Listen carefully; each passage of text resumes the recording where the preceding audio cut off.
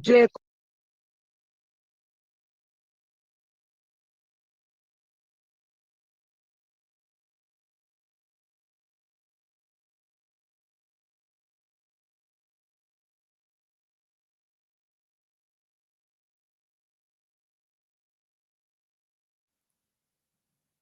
I think that the law. What night celebration at Club Twilight. Your speakers include Professor David Hines And kind of semi-political rally. But we're just out of the emancipation maybe last month, a whole year. The last week, or leading up maybe last month, a whole year. As a matter of fact, I had a very long week. 6 p.m. Come. How are you doing? Welcome, Inos.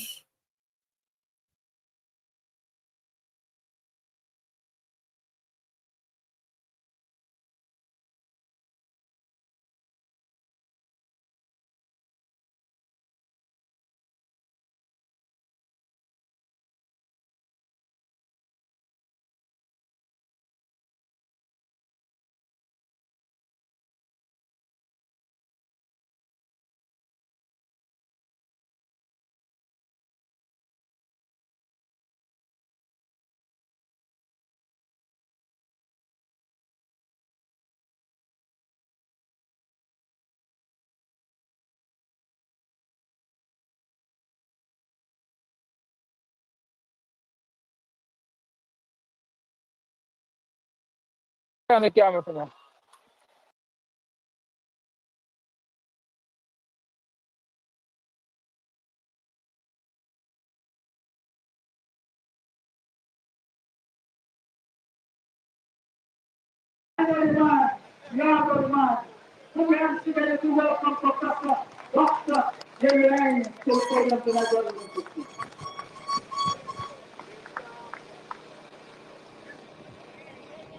Thank you.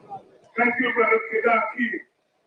Good night, Golden Grove, the Barclays, Haslington, and further.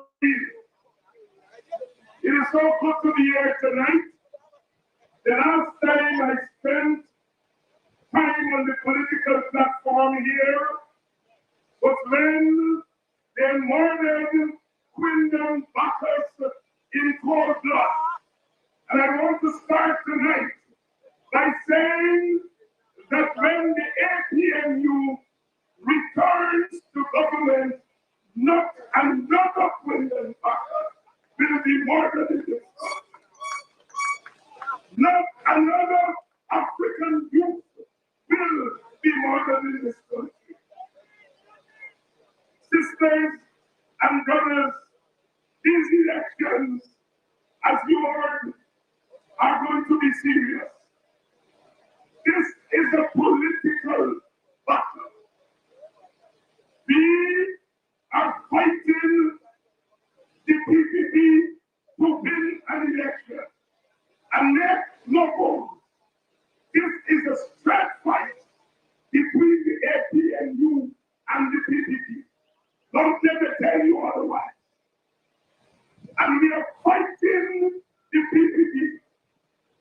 We are fighting DCOM because there is a plot at DCOM to rig this election in favor of the PPP. So we are fighting rigged elections. But I want to say in your name, from this platform, that if the PPP only rig this election as they did in 2020, they will know where party are going. Let me repeat it.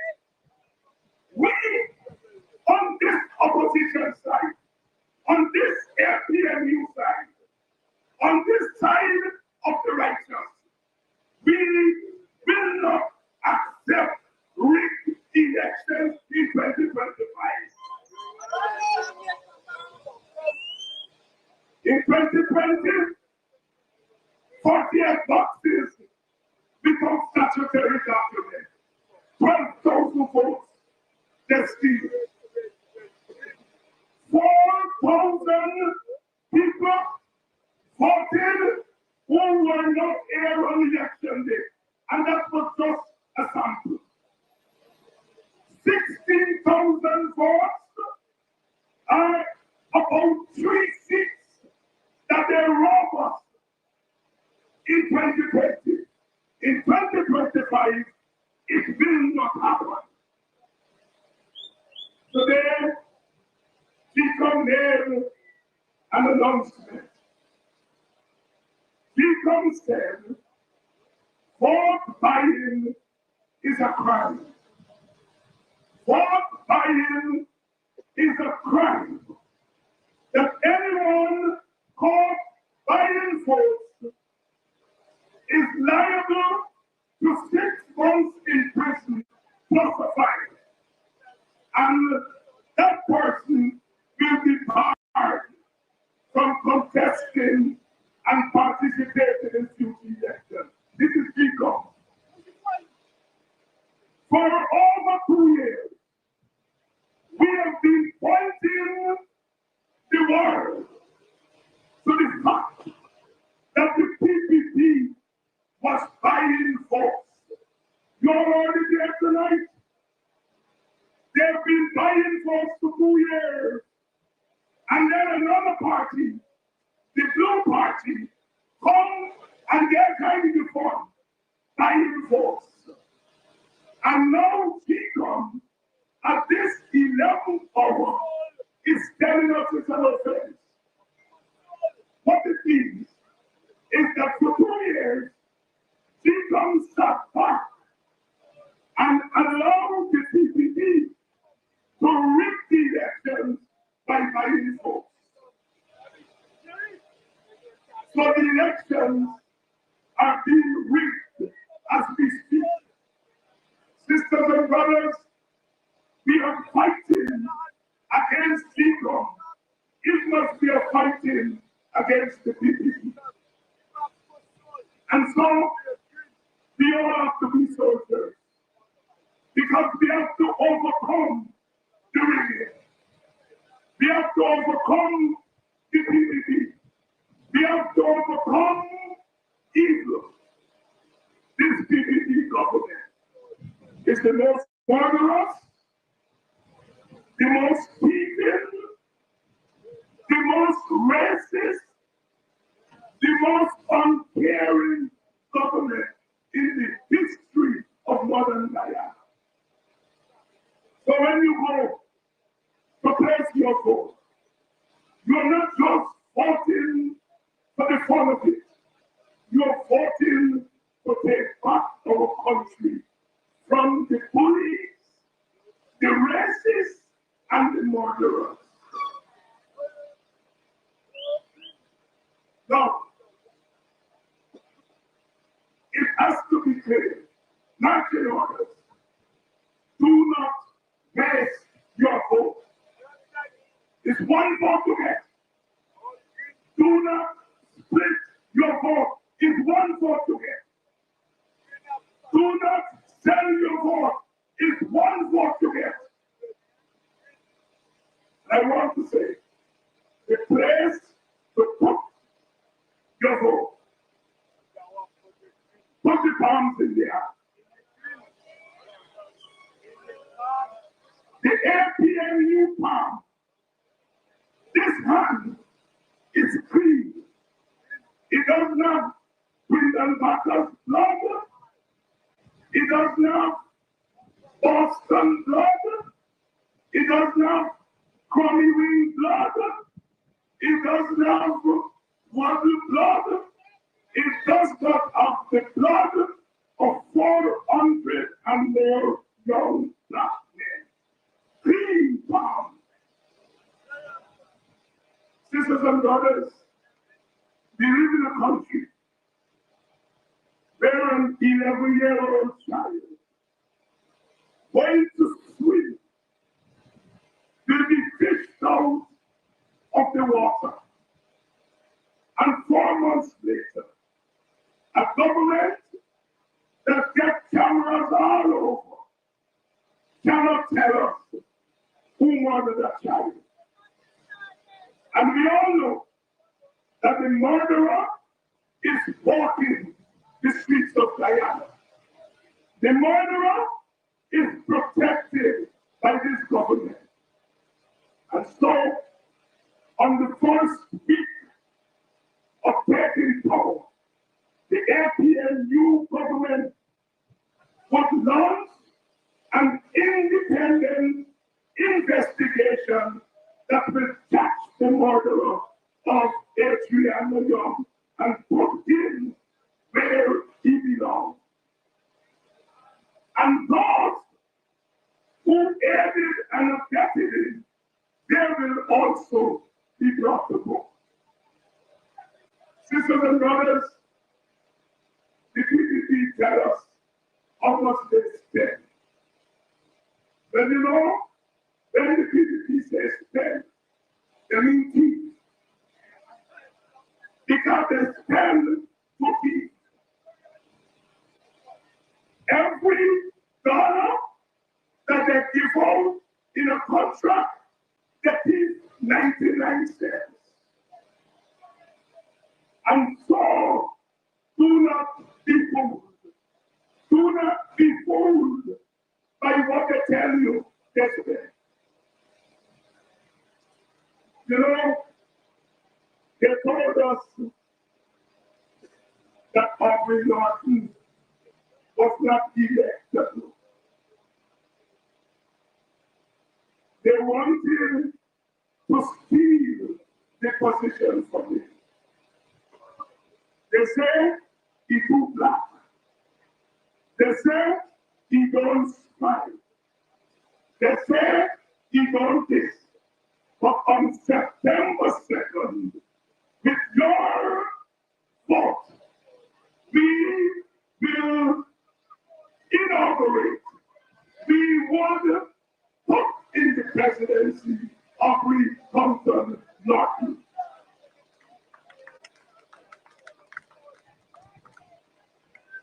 They told us that nobody will come behind the APNU. Don't worry, David Hines. If you come to Boy Grove, 2 people will turn up. There, why they think that I should be banished, and those of us in the WP. Because for the last 5 years, we have been saying to you, our supporters, that in order to win this election, we have to stick together. And they don't want us to stick together. They want us to be separated so that they can win. But we are going to stick together. We are going to fall together. And we are going to win this election.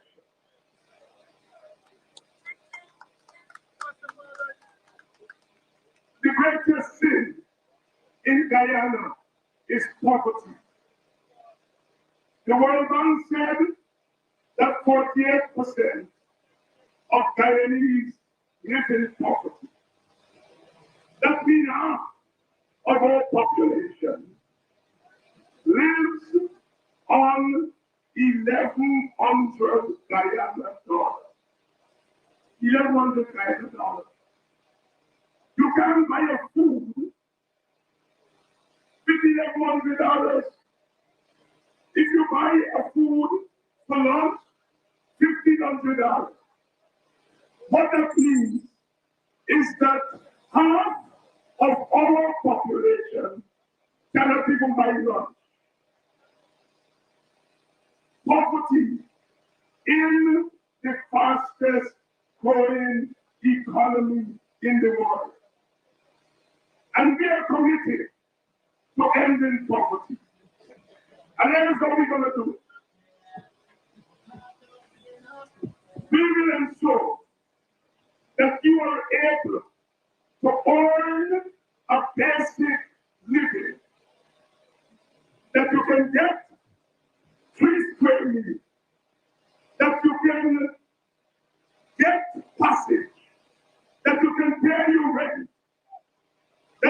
can get enough money to invest in a little business.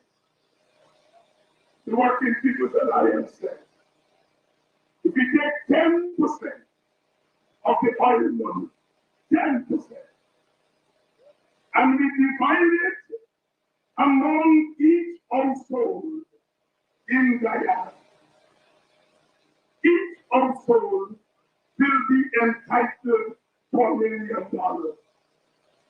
And what is a household? A household is a pot. A household is not a house. Because in a house, mommy and daddy living upstairs. They cook in their own pot. The son and his family downstairs cook in their own pot. The daughter cook in her own pot. So in one house, you'll be entitled to $3 million because a household is a pot. When the PPP gives you $100,000, they left out almost 20% of the population. Young people, 17 years old, 2 children, they didn't get $100,000 because they weren't 18 years old. And so, under our plan, that young family will be entitled to $1 million. And we are not giving money just to share it out. The intention is to get you out of poverty so that you can live a dignified life.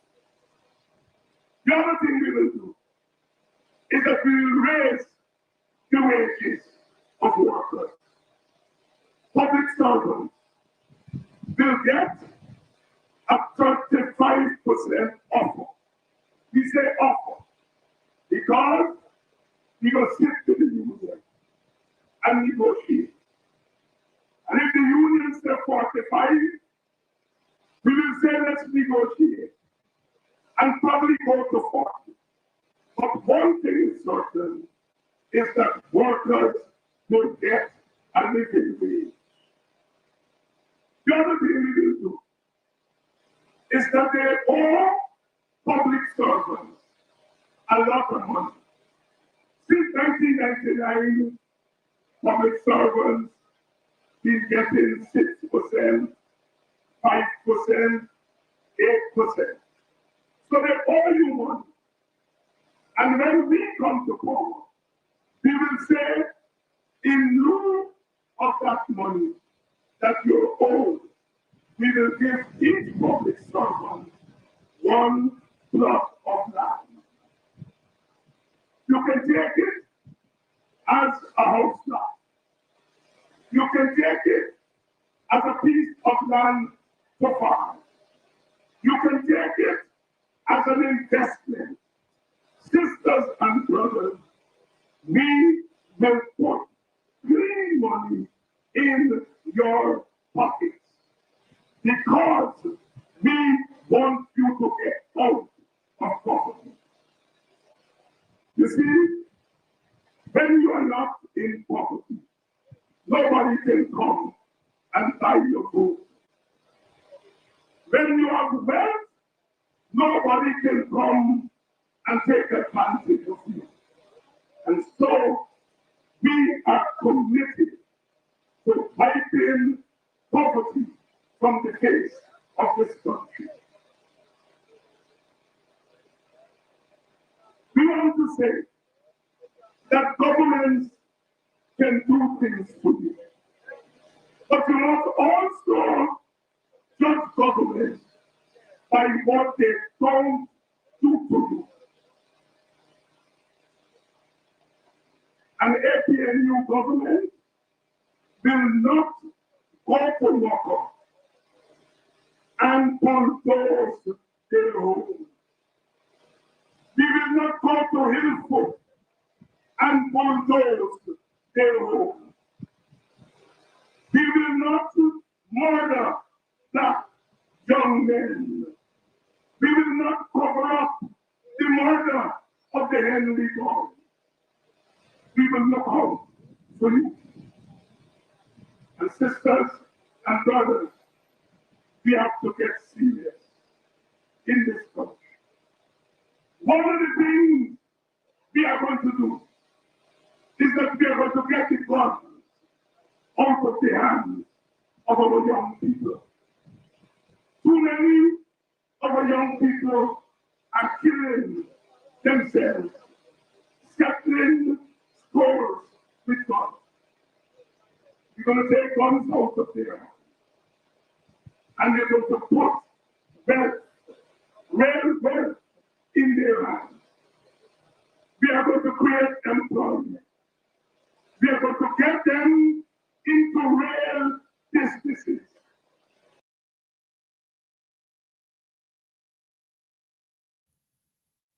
How are you doing? Welcome to another program of Guyanese Morning Time. I am your host, Kidaki Amsterdam. It is now 17 minutes to the 8 o'clock hour. It is the 4th of August in the year 2025. How have you been? How was your weekend? It feels to me, I feel as if I've had a very long weekend, but I know it has not been a very long weekend for most people. As a matter of fact, I had a very long week because I really worked my neck off for the last week or leading up maybe last month, a whole year. But we're just out of the Emancipation Eve celebrations and the Buxtonian lineup, the Black is Beautiful concert, cultural evening, and a semi-political rally. So I've, in an effort to get that work done, I've really extended myself. And coming out of that, after the night of the 31st, we moved right into the 1st of August, where we started last year. We started inviting the elders from the community over to Club Twilight for the elder soiree, where they feast and enjoy, entertainment and so on. And right out of the 1st, I moved into a 50th birth night, a birth night celebration at Club Twilight. Good. And then out of the 2nd, I moved right into the 3rd. Had a big catering and other stuff yesterday. So it really, I've done a lot for the last week or two in terms of work. I see a lot of people see a lot of things happening, especially when it comes to organizations that I'm in a part of, especially when it comes to Buxton. And by extension, on the East Coast, a large extent, no, because the APNU campaign is on the East Coast. I have taken on over the years one of the most difficult tasks. They call it logistics, right? Logistics, that's what they call it. But when we in Buxton and the 1st of August movement have an event, like the Black is Beautiful cultural evening, it is I who take care of things like stage, sound system, stage covering, seating, organizing for things to move from here to there and so on. Yeah, logistics they call it. And this is not logistics sitting at a desk and coordinating thing. This is logistics with me physically involved at every step of the way. As a matter of fact, doing the grunt labor. But a lot of people don't recognize that in terms of they don't see. Or as is usual, people see things happening, they don't pay too much attention to it. They just look at the end product and say, yeah, this is great. Y'all did a great job. Or Tom Jones did a great job. And we generally don't look back and say, but this couldn't happen unless that invisible person who was toiling his ass off was toiling his ass off.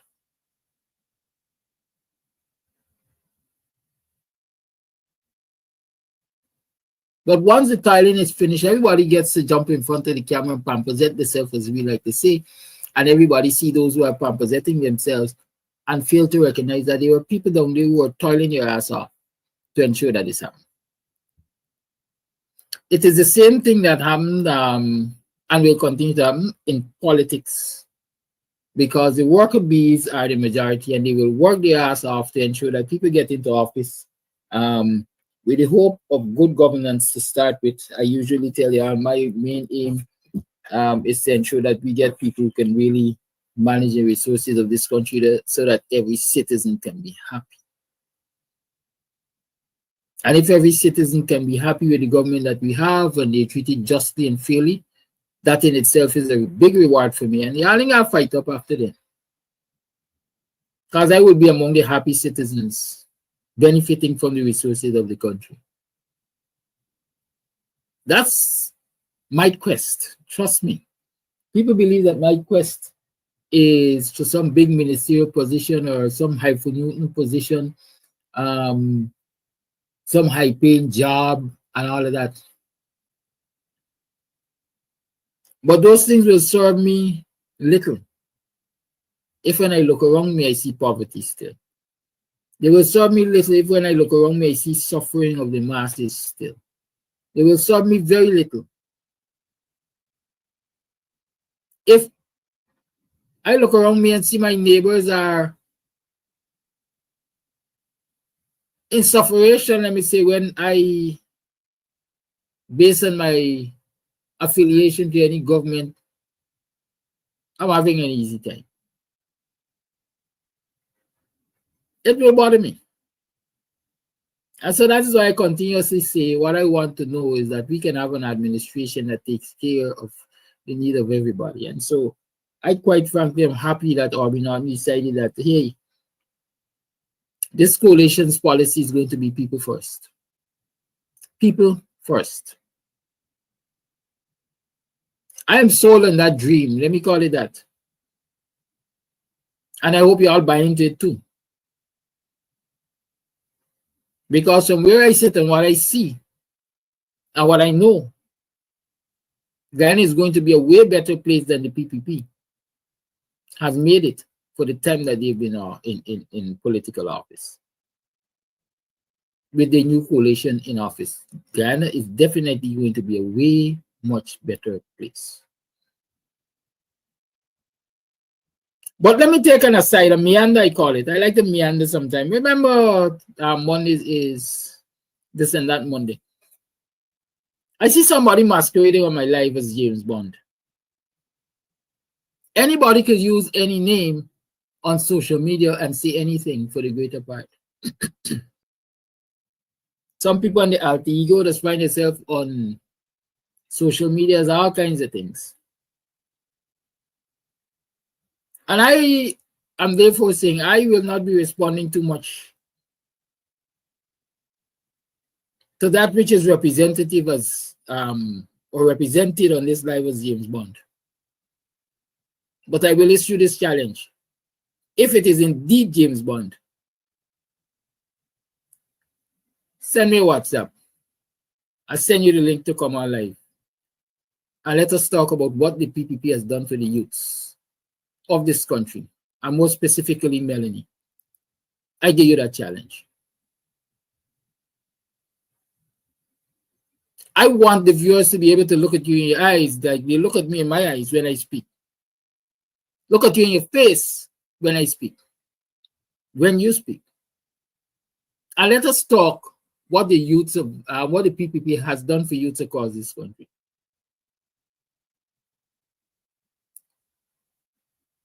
But if it's an imposter, if it's a bot, if it's a spineless creature, I ain't got time to spend on that. Time will tell, and time has already told a lot. Good? Now every time I just got the time.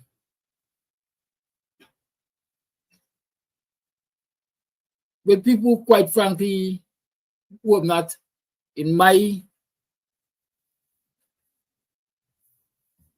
understanding of things, been a positive influence to youths and this society. And so sometimes I choose not to respond. Sometimes I choose to respond because I get teachable moment. Every moment is a teachable moment. But we can't continue to be taking our time and responding to the bullshit. Y'all excuse me language, but I needed to use it and I deliberately use it. Bullshit that the PPP and their representatives coming through at us every day. Because if we continue to find the time to respond to them, then we're finding time to get our messages out there. And they quite understand that. And that's their intention.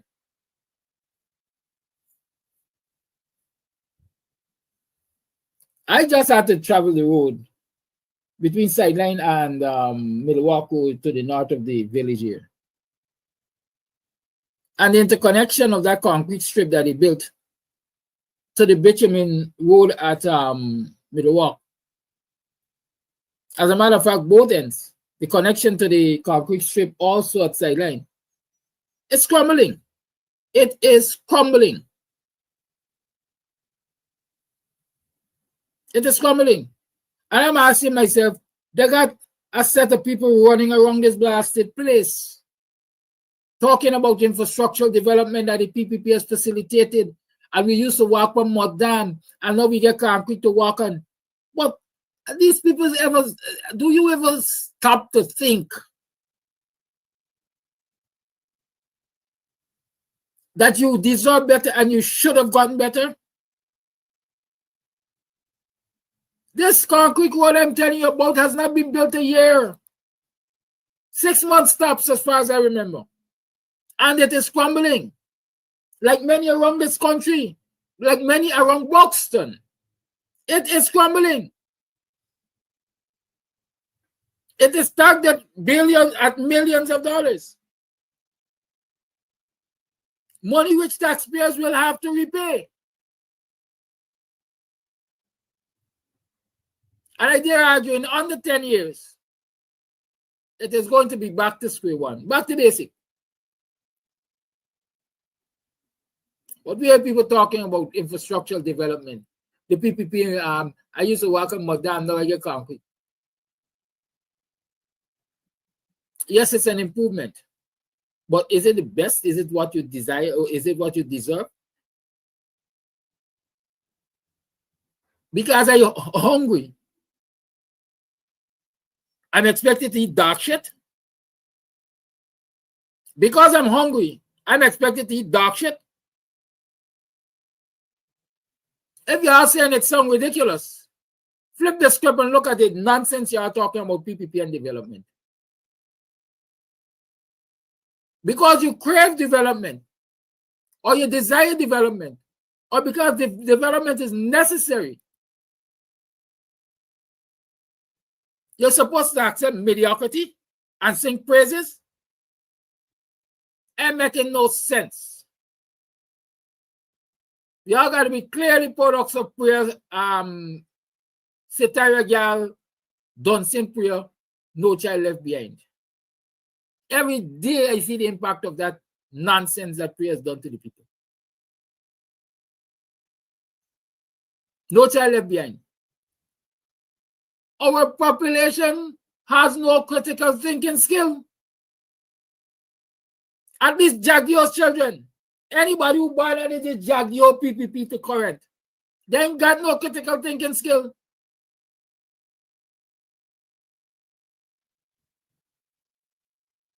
I don't know how old James Bond is. My guess is that James Bond, for the most part, must be born somewhere under the PPP time or just before the PPP time.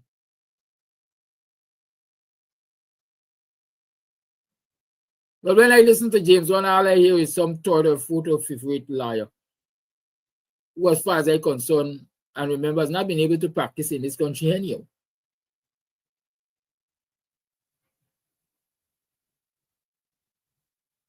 When I hear the likes of Sandy like to talk about how brilliant he is. Book smarts and street smarts.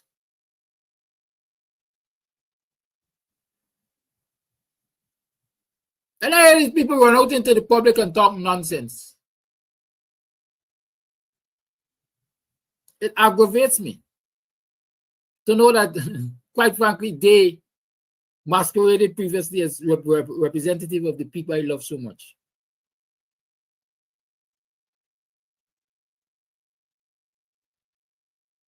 And even including myself. When you look at these banners who people just look up to and see a celebrity and see as this and see as that because they got on the most expensive suit and the shoes shine and so on, and they always wear goon and so on.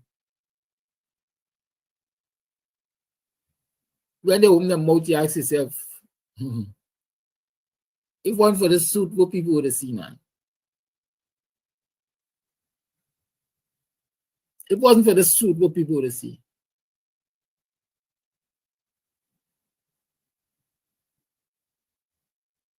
Always in development.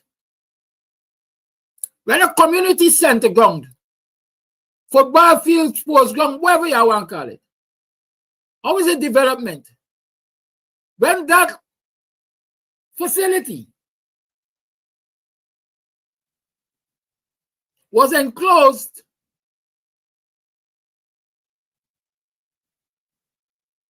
by a 10-feet high fence, and that fence was reduced to 4 feet. All this development, tell me. Show me the critical thinking behind that which dictates or brings you to the point of thinking that is development. Let me explain why it's not development. Check around the world, you will see facilities like those, they always have very high fences. Because it has become a norm, because what? If you're playing cricket and you hit a ball, the fence must be able to prevent it from going over. Because if it goes over, it can cause damage, it can cause destruction, it can cause loss. The ball itself could disappear.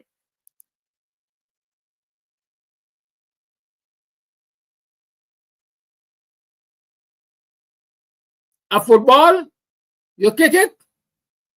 If the fence is too low, it flies over the fence.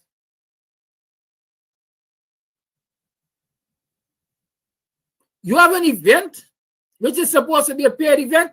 If the fence is too low, they say when your fence too low, all kind of things, just walk over it. So those are at least 3 negatives for reducing the fence from 10 feet to 4. Secondly, or third, fourth, fifthly, whichever one. Those venues are often used as the community stadium, where private citizens many times promote events that require you to pay a fee to know what's happening in there. If you reduce it to 4 feet and make it concrete, you remove zinc, you remove opaque to transparent. I hope they understand the term opaque. The transparent, opaque, you can't see through. Transparent, you could see through. So you remove the thing that will prevent people having a free show and put a thing that will allow them to have a free show. How is that development? How does that help the economy of the residents in the community and the community economy as a whole? How? Y'all tell me. But y'all want something on your name. I sell my soul to the PPP for this happen for this community. You don't care that you sell your soul in exchange for shit. But I make this happen, or I make that happen. I made a lot of things happen as a social activist, as a political activist. I made a lot of things happen. I make the PPP follow the WPS, especially to every community that we went to 2 or 3 years ago. 2 or 3 years ago. When I went to Melanie and I showed them the gullies that Melonians were forced to endure on a daily basis. They went to Melanie and they promised them road. They delivered eventually. I'm not sure about the quality, but they delivered eventually. And I am saying this morning, my intervention caused them to go to Melanie and deliver. I went to Victoria and do the same thing. They follow me. They deliver again. I can't speak to the quality of what they deliver, but they deliver. And that doesn't give me a feeling of entitlement. It might give me a feeling of accomplishment. I forced the government to do what governments are expected to do anyhow.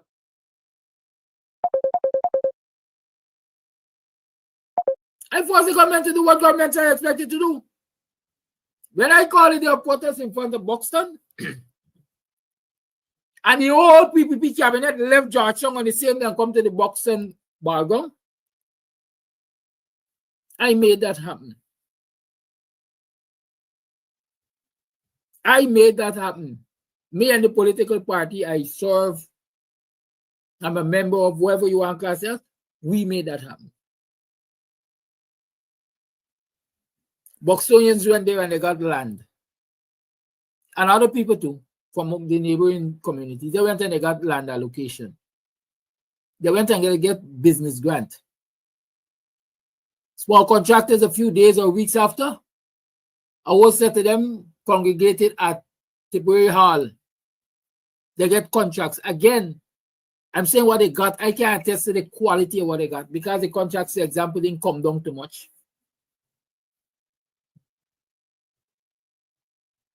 You think the PPP could come to me and tell me that I have to deliver my community or the region to them because of that?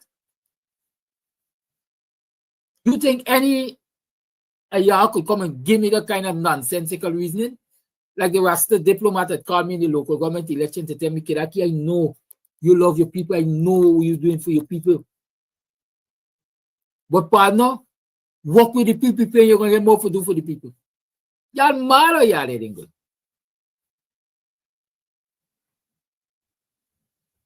The other day I made a statement here. Can't remember the exact statement. But it was in the interest of the nation, and somebody were to ask me, oh, I said, give me the Ministry of Labor and let me fix the wrongs of the Guyanese people. And somebody asked me if the PPP offers me the Ministry of Labor, if I will work with them. Hell no. They got to offer me the Ministry of Labor and close the door behind. The PPP doesn't deserve to be anywhere close to government because they are a set of thieves. And I am saying to you, I'm putting it to you like the lawyers would say, that the whole host they were running and hug up the PPP and singing praises to the PPP are just like them, a set of thieves, a set of gluttonous, covetous, unpatriotic criminals. That is what y'all are.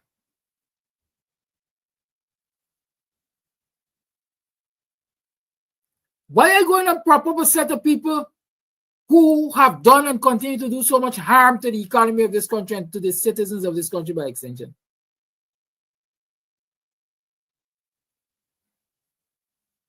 Huh? Y'all tell me that. Tell me that.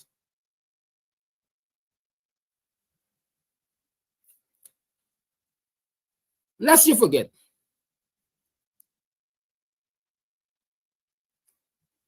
And Vincent John will come on Thursday and he can tell you whether I right wrong or right sick in my head. And I know he's on the live too, so he can take the opportunity to do it right now. But before I do that, Vincent John turns 68 today. I hope I get the age right. Me is not your parents. I forget it, and you forgive me. Well, happy birthday, Mr. Jordan. Big up yourself. I wish you many, many long years of health and strength. So you can continue to poke holes in what the PPP masquerades as their economic policies. Even if it's a one thing part, like why you stay wrong long. But I know that there are many other things to be enjoyed in this life. So enjoy them as you stick around. I think it's Abigail from Golden Grove. June, this girl from Golden Grove also is celebrating her birthday today. So I know if you are going to say great minds are born on the same date or day, whatever, but I assume she has to be a good person, a great person, a good thinker, because she born maybe around the same time with Vincent Jordan, at least by date. Right, so big up yourself on that.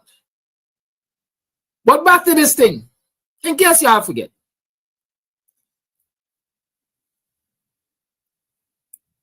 The PPP set up what I will continue to believe was one of Guyana's most prosperous or promising financial institutions when they got into office. What is now Republic Bank used to be Guyana Cooperative Bank, if I remember it correctly, or the Co-op Bank, whatever we used to call it. Do your research and you will find out when the Co-op Bank was divested, I think there's the term that they're using. They had assets. They had assets. And those assets could have been properly managed to improve the success rate of that bank. I think even the Guy Bank, I think I heard Mr. Jordan talking about the other day. When he said, if you look at the bank's portfolio itself, the bank was a success story. What made it appear as though it was failing was those loans that the government had taken to distribute to farmers, etc., and the farmers reneged on paying them back. My interpretation. But I remember the PPP sold that bank with all of its assets to Republic Bank. I had an account there and I withdrew my money. I said, this is nonsense. I always remember, I think Bonita Bone Harris, Sister Bonita Harris was a director, and she gave up her directorial seat or a board member something because of that nonsense. The PPP sold Guyana Printers, the PPP sold GPC, Guyana's only pharmaceutical manufacturing company.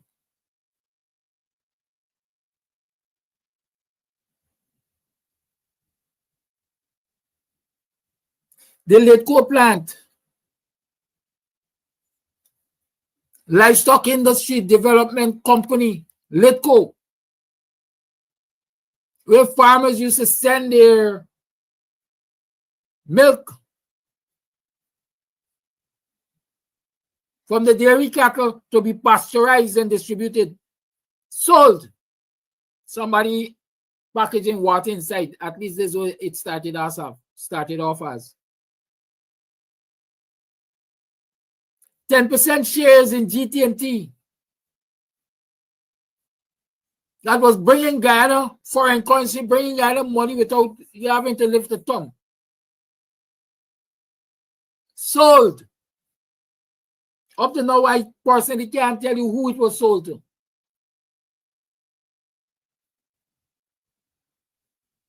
You know what I think is the common denominator in all of those dispositions? The PPP. Their friends and corruption. I pray for the day when a thorough investigation is going to be done into the disposition of all of these companies, and you could go deep down into the belly of the transactions and see where the PPP friends and family and the PPP as a political party is reaping continued benefit from those transactions.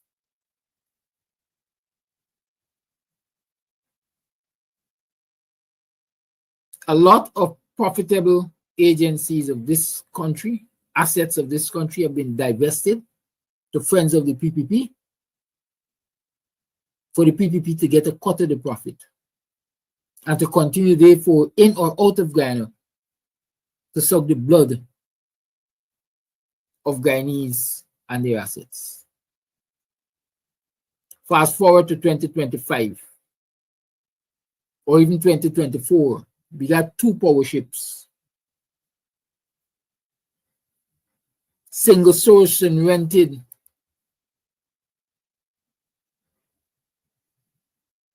to provide electricity for us, reliable electricity. Number 1, it's not reliable. Number 2, it's expensive. Number 3,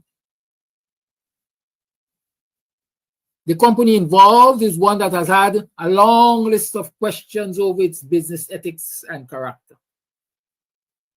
In short, it has been accused several times of engaging in corrupt practices with clients. Any question why the PPP chose that one?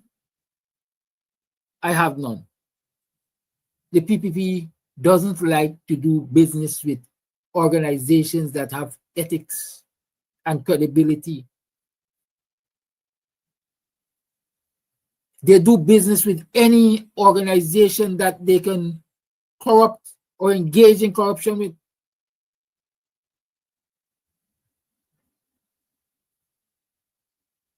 And so we have 2 power ships minting money, and so the PPP minting profits.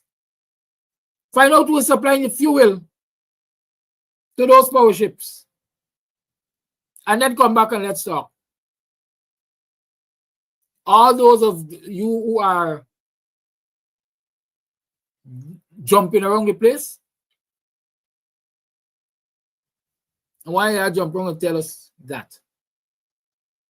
Here we are now.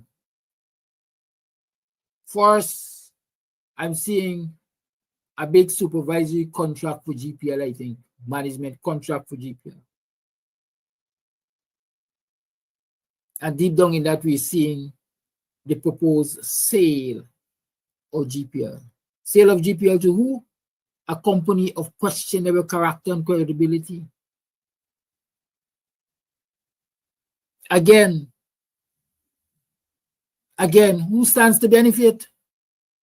The PPP and their corrupted friends and family and cronies. Check the trend. They look at assets that are considered essential services in any nation, and they divest them off to their friends because they are right there in the food chain when those assets are divested. And some Guyanese want to continue to sit back and relax and enjoy the ride that PPP is taking them for. Y'all have fun. Don't raise your voices against the GPL sale. Don't ensure that you put every single one of your votes for the APNU so that the GPL sale, among other things, could be stopped. Corruption could be stopped in its tracks. And even if a determination is made that the best thing to do is to divest GPL, it is done transparently. Don't put all your votes behind the APNU. Continue to criticize the APNU and call for the APNU to apologize for its failings in the past. Under different leadership to this one. Continue. Continue to live in the past and give the APNU a bad name and be asked and hold firm to a position until they apologize. We ain't supporting them. We rather throw our votes all around the place with no guarantee that that will remove the PPP from office. So in short, continue to say you're prepared to cut your nose and spoil your face because you ain't going to give the coalition your vote because you ain't get no apology. Or you didn't have your way.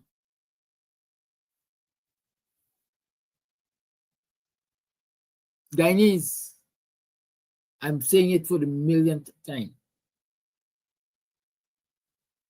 The one aim each and every citizen in this country should have right now is to get the PPP out of office. If that aim is to get the PPP out of office, there's only one political group in this country currently that stands the best chance of getting the PPP out of office. It is the APNU. Take your chances. Put all your votes, every single one of your votes. behind the APNU is the only guarantee you got of removing the PPP. But when you want to put a sprinkle in here and a sprinkle in there and a sprinkle in there, the law says that the group with the largest block of votes, then in case all the others add up becomes more than that. So long as they have the largest singular block of vote, they form in the government. If you sprinkle your vote here and you sprinkle your vote there and you sprinkle your vote there, who you think going to retain the largest block of vote in this country? And therefore, how you think you're getting the PPP out of office?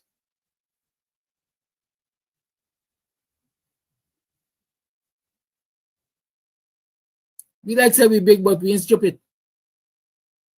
But many of us be big and stupid. Stop living in the past, asking the coalition for apologies. Like I like to say, Anthony B. say, you don't have to say you're sorry. You don't have to say you're sorry. For the damage has already been done. It's time for us to pick up the pieces and move forward. I tell people every day, don't tell me sorry. Because if you know that you can poke me in the eyes and come back and tell me sorry and everything is going to be good, you're going to poke me in my eye anyhow. You're going to poke me in my eyes and then come back and say sorry. And you forgive me. And you walk away thinking, what a damn jackass. Yeah, he's still bleeding. Yeah, he's still hurting. He's still feeling pain.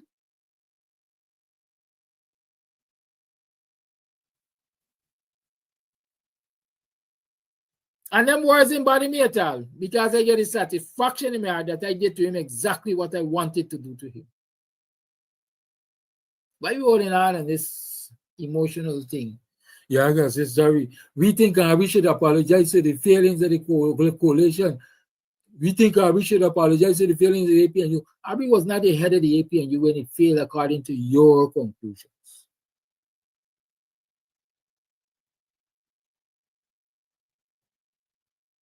We think Granger need to come out and say sorry. It's going to help Arbery cause. Why are you still tying Arbery to Granger? That string of connection has been cut a long time ago since Granger became a former president. And worse yet, since the Granger period is totally over now because Granger doesn't have control of any list anymore. That parliamentary period is finished with. This is a new chapter we're writing.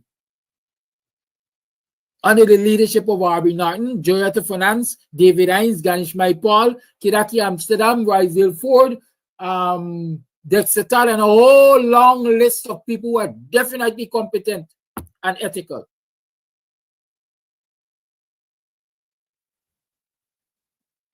And who have among them a whole long list of people who have a cultural grounding. So they know what's the problem. They know what it takes to fix the problem.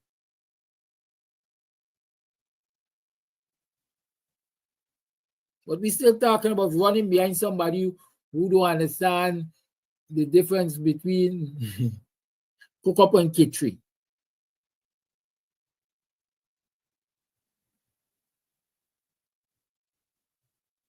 Who don't understand the difference between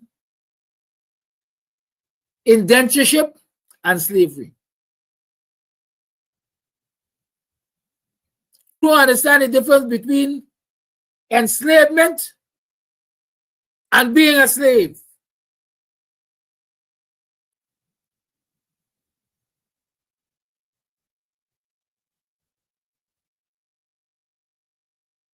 Open your eyes, man. We need to wise up. We need to wise up. There's only one path. I mean, they said they got several paths to one destination. I also heard them say shortcut the skill. There is only one path to righting the wrongs in this country, for the citizens of this country. And it starts with getting rid of the PPP. Get in the hell out, get in the rid of them.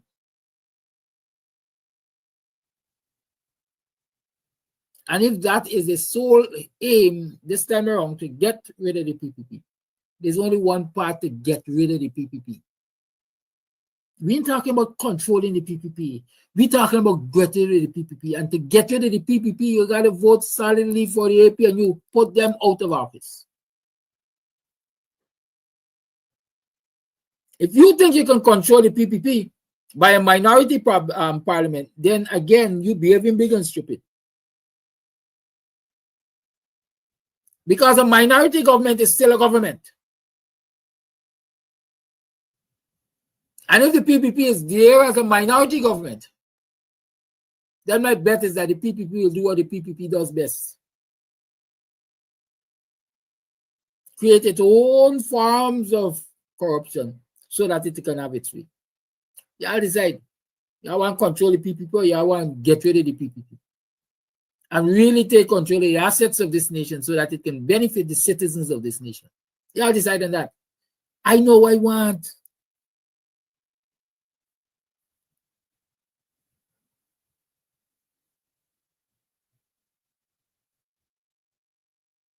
This is the 11th hour. We got approximately a month to an election. Everybody needs to get on board and let the other person understand there's one sure way of getting rid of the PPP. Vote for APNU.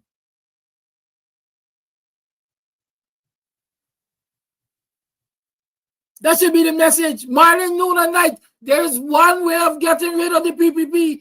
Vote for the APNU.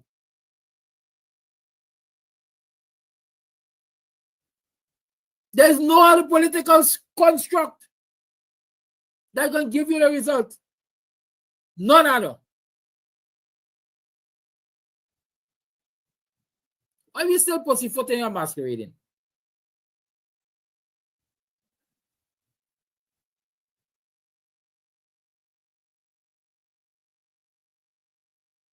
Because me and no one, because me and no one is neighbor. And he lost me pig when it go in the yard rooting up. That man ain't fit for president.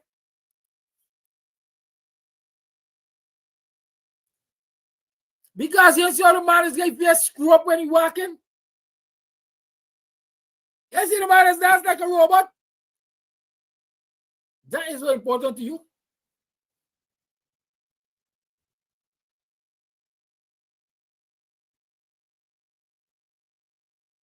Right now, if you bring a snake with 4 heads, and give me a guarantee that they can remove the PPP from office, I supporting the snake.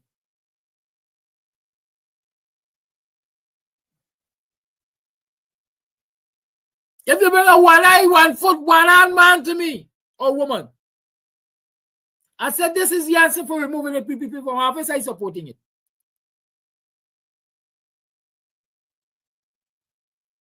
Because the problems of this country can only be fixed when we see the backs of the PPP. And anybody who thinks otherwise, sorry. We're on the same trajectory. Sorry, we ain't seeing things the same way. You're entitled to your opinions. But sorry, I think you're behaving big and stupid.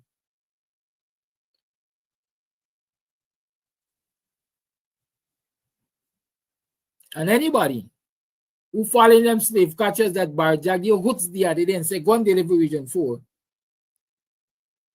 More big and stupid. Because you're following your oppressors. You're following your slave catchers. You're following people who are selling you to the slaughter.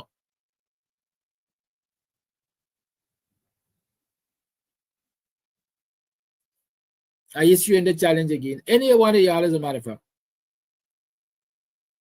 Any one of y'all, as a matter of fact, who are supposed to be representing the people of Region 4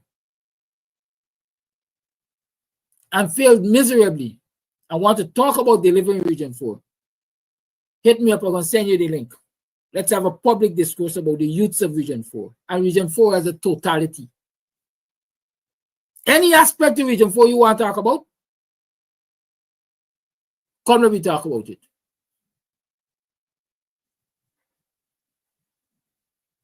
I'm concerned about development for young people. And 1 year they was saying for sell whole damn playground to people for house lots. And the only thing 1 year concerned about is what kind of snacks they're in the fridge.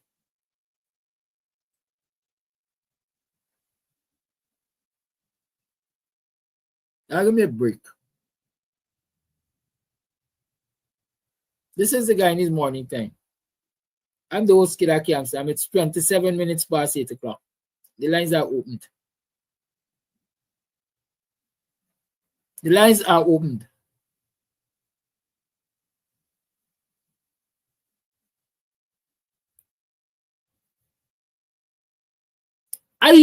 Me, put me in government. And I dare say,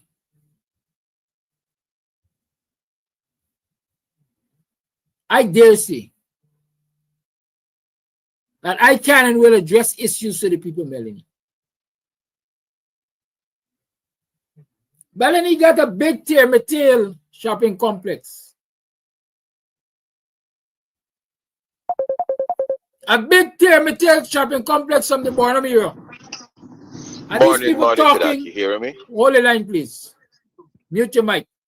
And these people talking about development for Melanie and youths of Melanie.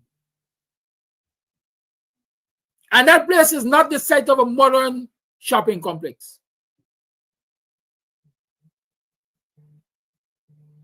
Well, Lusignan get a modern market, Tama. And Montreal is in phase 3 of developing a market. And what used to serve Melanie has fallen to pieces and left to fall to pieces. And the PPP come telling y'all they got y'all interest at that and got a jackass with his blinders on. Money blinders on. Telling people they got the interest in Melanie at that. I got to hell. Caller, you're on. Speak. Morning, Kadaki. Morning, listeners. You know, I cringe when I hear intelligent people, so-called intelligent people. According to you just now, you said book sense and street sense is two different sense. But these people who are running out of political entities, and they're coming out and saying, when we become government, mathematically it ain't happening. Why fooling yourself and continue to fool others? It will never, ever happen mathematically. And as Agunkali Dr. Jordan say, how can you divide a minority to become a majority? And it's all selfish reasons. It's all about self. I could put in my portfolio, I was presidential candidate. I was a prime ministerial candidate. It's all for my CV. You know, that is how I'm seeing it right now because these people know to themselves they will never ever become president or prime minister of the country. They know that. They know that. It's all selfish reasons. Let me move on quickly. I see Friday something happened. I'm going to say this to anybody who listens who tell themselves that they're my friend. Anytime you insult my wife or my kids or anybody, especially the female in my family, there is where the line's drawn. And don't expect for us to cross path and I going to put my hands in your hands and greet you. It will never happen. I am so happy that that person will never ever become the president of Guyana because they would have been, you know, for the reasons of national development, these people have made contribution to the country, so we still have to keep them in the fold. Hell no. The line is drawn when people disrespect your significant other and your children, and to extension, the female in your family. That's all I have to say. People, you get the message.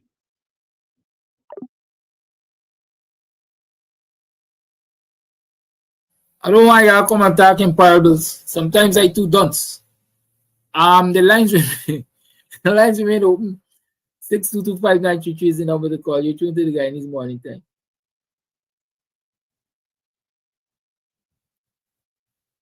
We are soon going to establish. Call you on. Good morning. Yes, good morning, Mr. Amsterdam. Good morning, everyone in the Guyanese diaspora. Good morning to all Guyanese. Can you hear me clearly, Mr. Amsterdam? Yes? Good. I noticed this morning you were talking about corruption, and one of the common themes in your opening address this morning, presentation this morning, had to do with money trails, because corruption ultimately has a bottom line. Either you are denying someone or you are empowering your favorites. And in so doing, you're violating persons' human rights, and you're also killing persons, marginalizing persons, discriminating against persons in order to facilitate those things. I want to focus on a topic that I've been focusing on. I'm campaigning all the time. In the last few discussions on this show, namely the Magnitsky's Act and the sanctions against May Thomas, because May Thomas is properly the PPP, as well as the Mohammeds and ETAL. On October the 18th, 2017, Canada, the country of Canada, signed into its laws a law called the Justice for Victims of Corruption and Foreign Affairs Officials Act, better known as the Sergei Magnitsky's Law. Canada. Canada is the headquarters of the Nova Scotia Bank. Nova Scotia is headquartered in Toronto as well as Ontario. There are also Magnitsky's Acts in the United Kingdom. Parliament over there passed a law, the Magnitsky's Act, as well as the European Union. So, Congress, the British Parliament is part and parcel to the Magnitsky's Act, and so is Canada, and so is the European Union. All of those central banks, they are now party to, obligated to comply with the Magnitsky's Act, because the intent and the common theme is the same. It intends to have the same effect on Mohammed, May Thomas, and all those in between, include Citizens Bank and the rest of them. So when we see that the Demerara Bank and GBTI are making these appraisals against persons, I think that's a good thing, because we've been fighting corruption for a long time. And we now have the tool, and it's been weaponized against elements of the corruptive apparatus. And while some of those are saying, well, how they're going to tell us about our sovereignty? No, we've been complaining about corruption for the longest time. It was President David Arthur Granger who allowed the corruption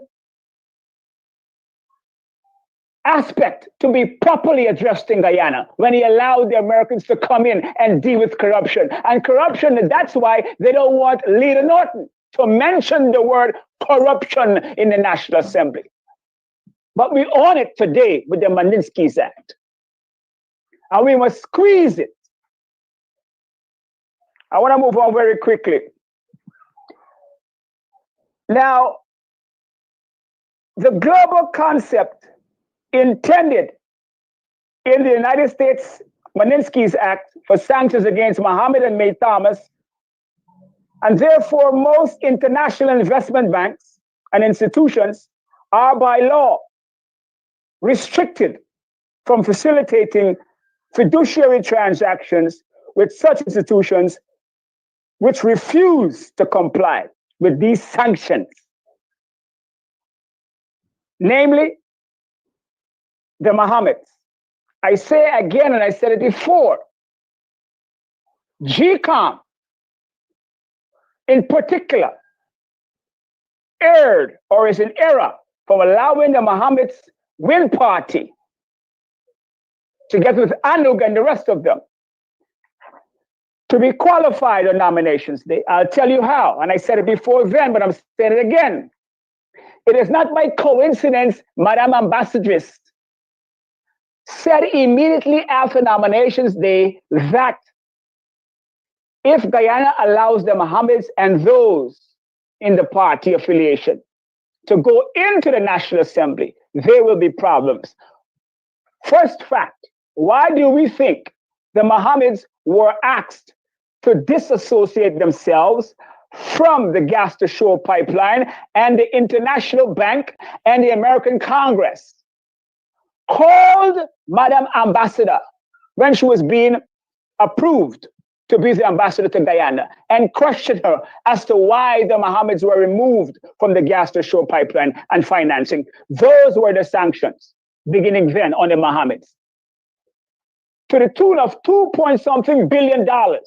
Sanctions are already on the Mohammeds, and international institutions are restricting participation from the Mohammeds and Guyana. Guyana has already been restricted on the gas to shore pipeline. If I'm wrong, prove to me I'm wrong. But that's why Mohammed had to pull out. That's the first fact, undeniable fact. So Clark Singh and GCOM, Clark Singh knows, and the GCOM commissioners know that they are in violation of the Magnitsky Act, and it's something that they are signed on with. Canada, the entire European Union, Australia, United States, and Caribbean countries that are using these banks are party to the Magnitsky Act and have to be compliant. And GCOM, by providing a gateway to circumvent, are also complicit in the violation. And we should not stand idly by and allow GCOM to validate this national security threat further. It's already been established to be a national security threat. That's why these banks are behaving the way they are.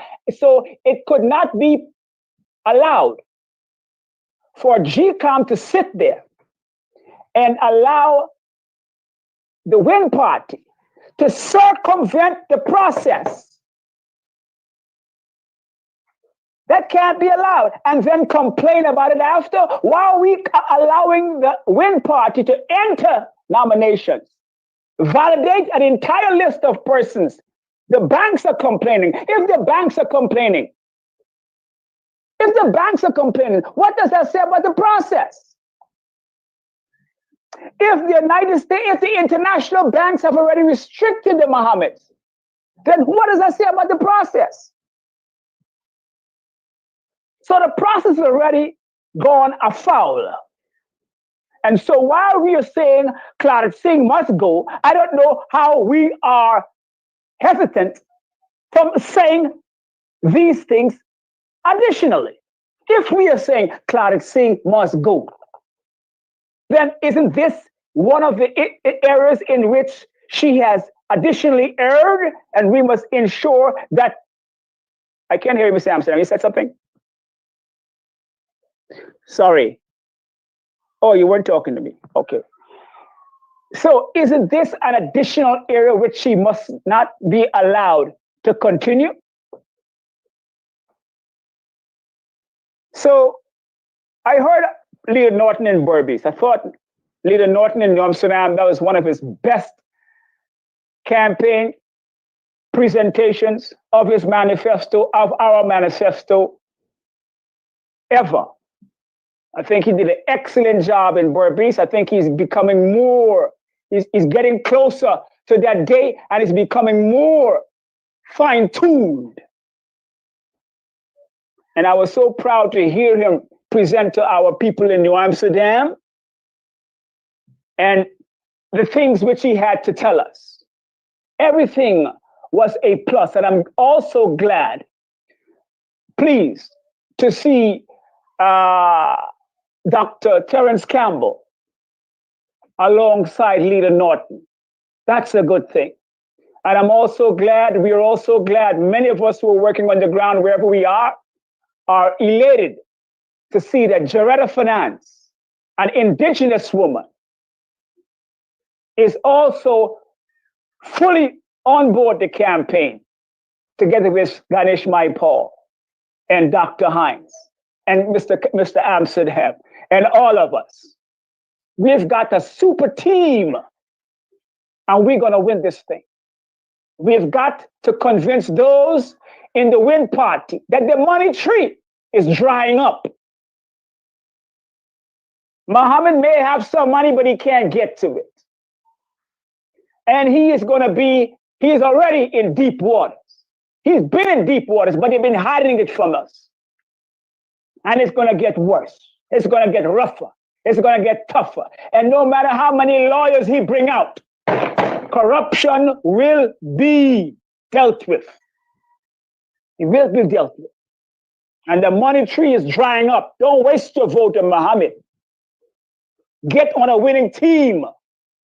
Put your vote where your vote could get maximum effect with APNU. Don't waste your vote. Muhammad is a pipe dream. He ain't never did nothing for us and ain't gonna do nothing for us. Ask Muhammad what he got to say about Makkah and the property they got over there.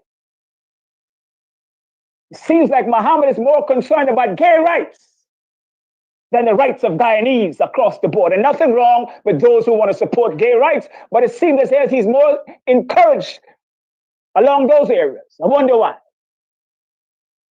But sanctions will be continued. Thank you for accepting my call. Thank you for your call. The lines remain open at 60 minutes to the 9 o'clock hour. You tune to the Guyanese Morning Time. I am your host, Kidaki Amsterdam.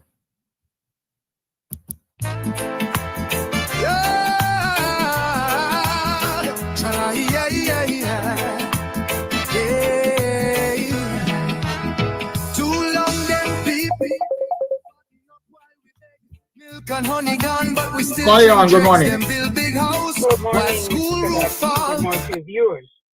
I want to piggyback on your last caller. A quick question. Are you aware, or are the Guyanese aware of a recent postponement of visitors' visa to Guyana, from Guyana to the U.S., yes or no? No, I'm not aware. I'm aware that prices will be changing for visas. All right. Well, that is the latest information. There has been a suspension of visitors' visas from Guyana to the U.S. Reason B, this is the beginning.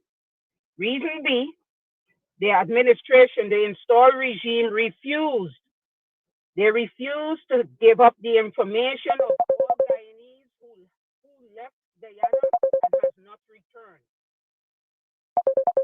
Now, things going to get even worse. If only one seat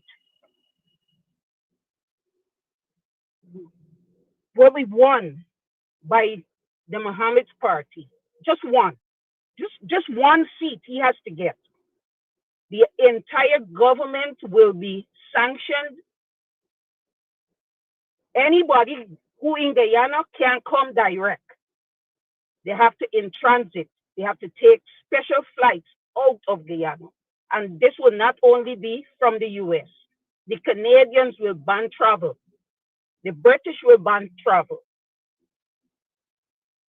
And all other countries that is associated with the Minsky Act. Guyanese, I guess, the APNU, Mr. Amsterdam, you, Mr. Hines, y'all better warn the Guyanese people what is in store for them post-election, post-1st of September. It will be a mess. And we'll now see most of the PPP supporters who used to holler Bornum ban this, Bornum ban that, we'll see really and truly what a ban will be. And we all have to run with that same narrative. It was the PPP, because this is a trick. that they didn't plan on. They didn't plan that this was going to backfire on them by encouraging Muhammad to run so he can split the APN votes. It was a trick, but they didn't see this coming. And all those young people who jump in on the bandwagon, the little piece of job that you got now, you soon will have it because they will victimize you and you will just lose it. You're gonna be back in the deep because when you split the AP and you vote, it's going right back to the PPP, right? The little teacher job that you had, the little public service job you had, the bank job you got, all gone because they're gonna victimize you because they see you as an obstacle, and the retribution gonna start. So all the little flingings you got right now, it soon will be gone. So you don't you can't say that you weren't warned. Mr. Gadaki, I think you're doing a wonderful job. I think we have time and we need a lot more PR. A lot, a lot, a lot. Mr. Norton should have more and more programs on the internet, not only on meetings, because most people are on their phones, they're looking at YouTube. So we have to do a lot of PR programs, highlighting issues, highlighting the manifesto, aiming for the younger generation. Because as I said before, it ain't got one party in this world can make it to be government without the poor. The poor are the masses. Middle class is not the masses. The rich is not the masses. The poor is. And this is an example that you don't take them for granted. Never do. You would never get there. Have a good day, Mr. Kadaki. Keep up your good work. Thank you for your call. That is why I said to people, y'all don't talk to me in parables. I see somebody is saying to me, the caller that was talking about the insult to someone's wife was actually referring to Conan Marshall insulting the Indo-Guyanese wife of Aubrey Norton. Is that what I saw? I'd like to make a confession. I don't even know who Aubrey Norton's wife is. It never interested me, and so I don't know. I never tried to find out. I am the kind of person who believes that a man's family must be left clear of his politics. You want to fight me, fight me. I offer myself for leadership of this country. Let we fight. But keep my family out it. Because once they're going to come after me, family, it's not going to be nice. I guess it's the same thing the other person was saying. But the lines remain on 62593 is the number to call. But here, let me make a pitch now. If I interpret the information correctly, all the merrier. Aubrey Norton has shown to this country that he's capable of coexisting with other ethnicities. So we are got to fear. We are got to fear.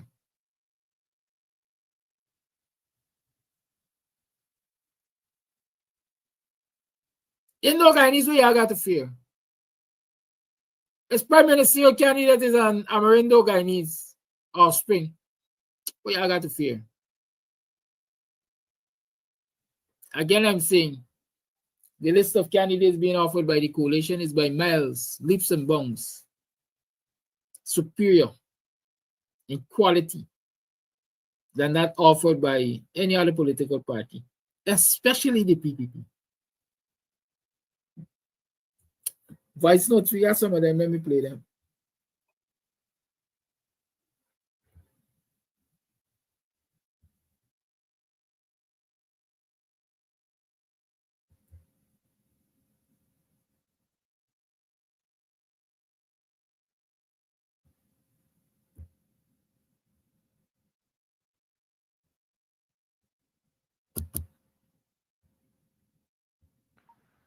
Good morning, Mr. Amsterdam.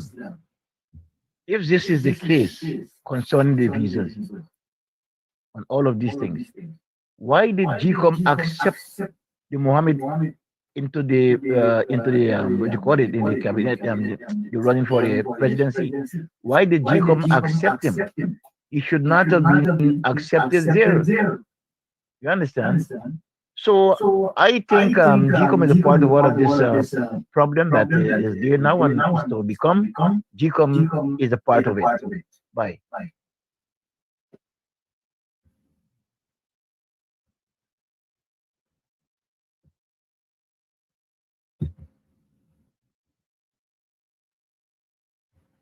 Karaki, good morning to you and our listeners, listeners from the diaspora, listeners from the four corners of the globe. Karaki, my contribution this morning will be very short and witty. It's a warning. Guyanese, God give all you a chance to choose over good or evil. If you choose good, good will follow you. If you choose evil, well, you eat the bread that the devil eats. So, well, you have a choice. Karaki, I'm out and listening.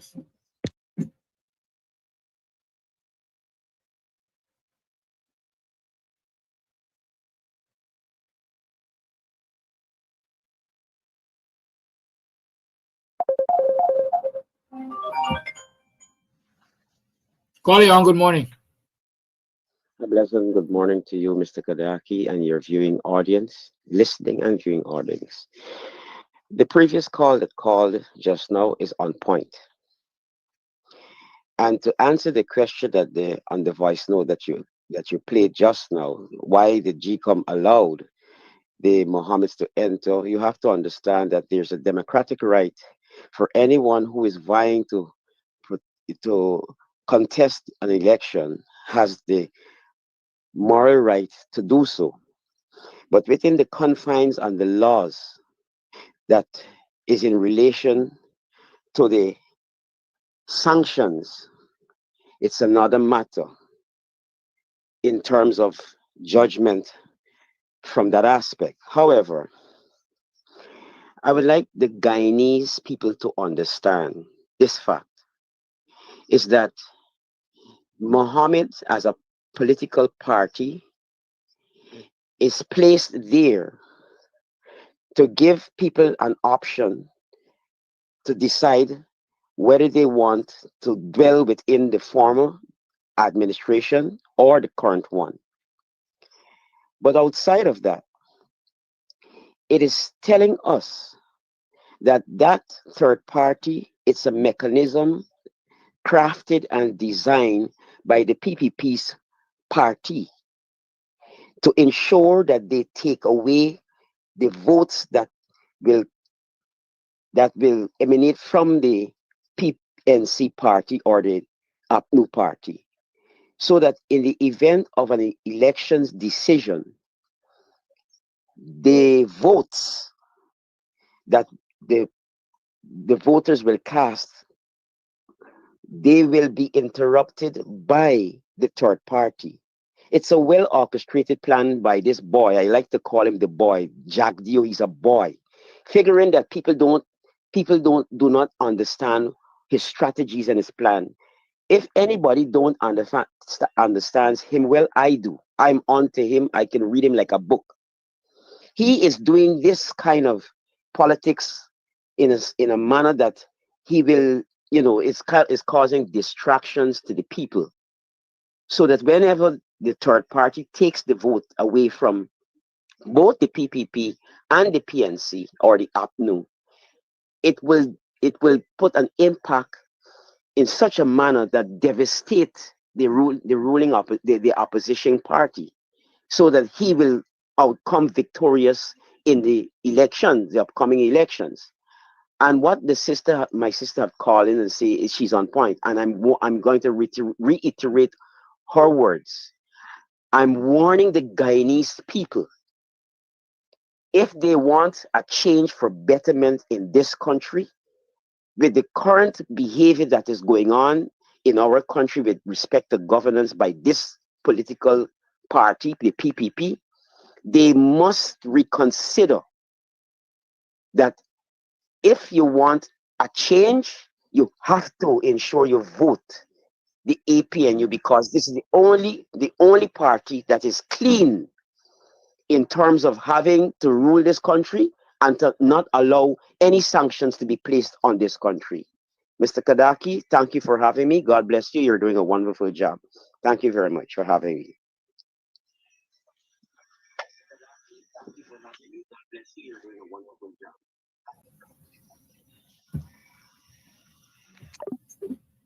We're still playing voice notes. Let me see the next one.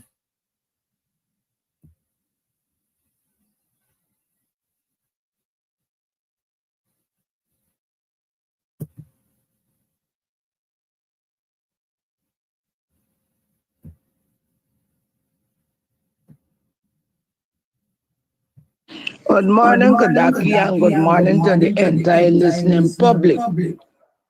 I resorted there because I ain't getting in anyhow.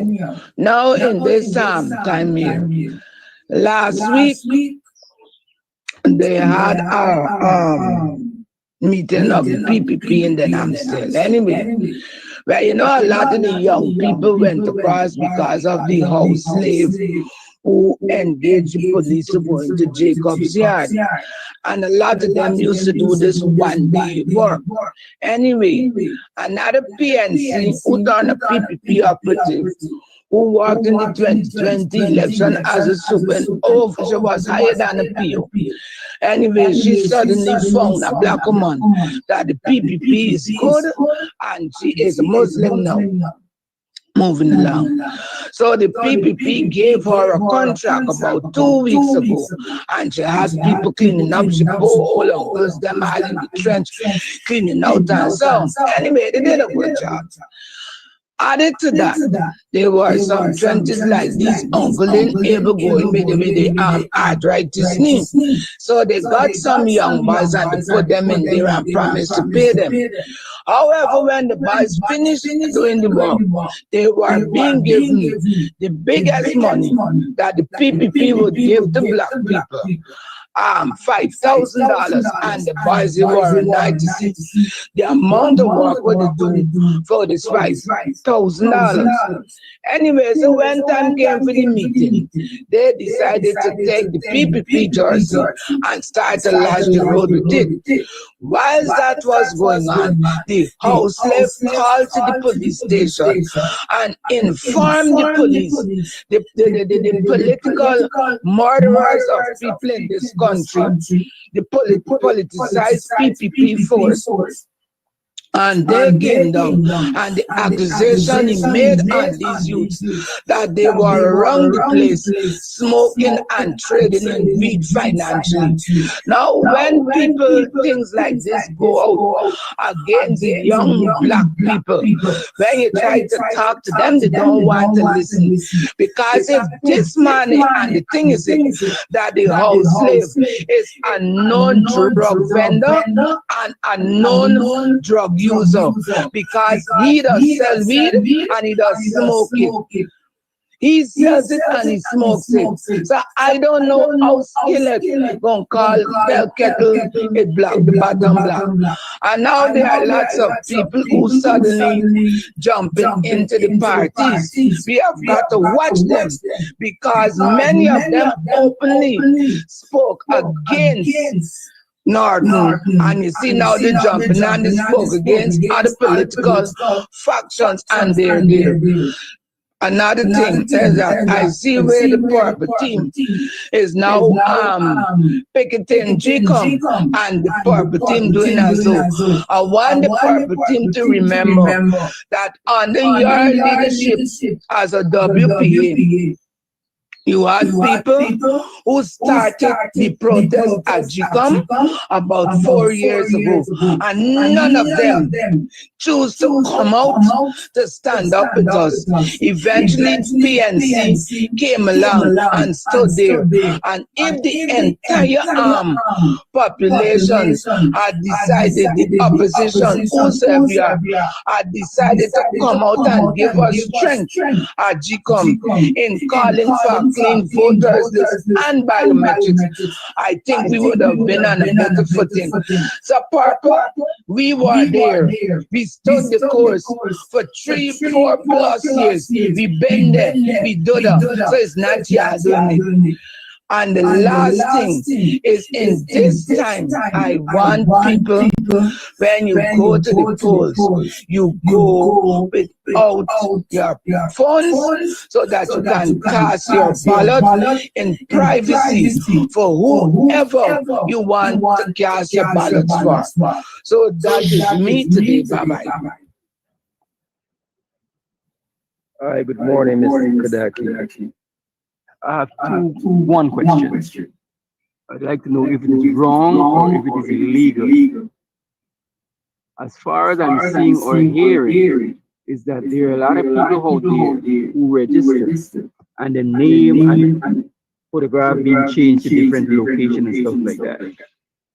Is it possible that the APNU could set up a point of where people can go and check with them to see if their names or their photograph being changed, and the party, which is APNU, can take records of that and try to take action with that?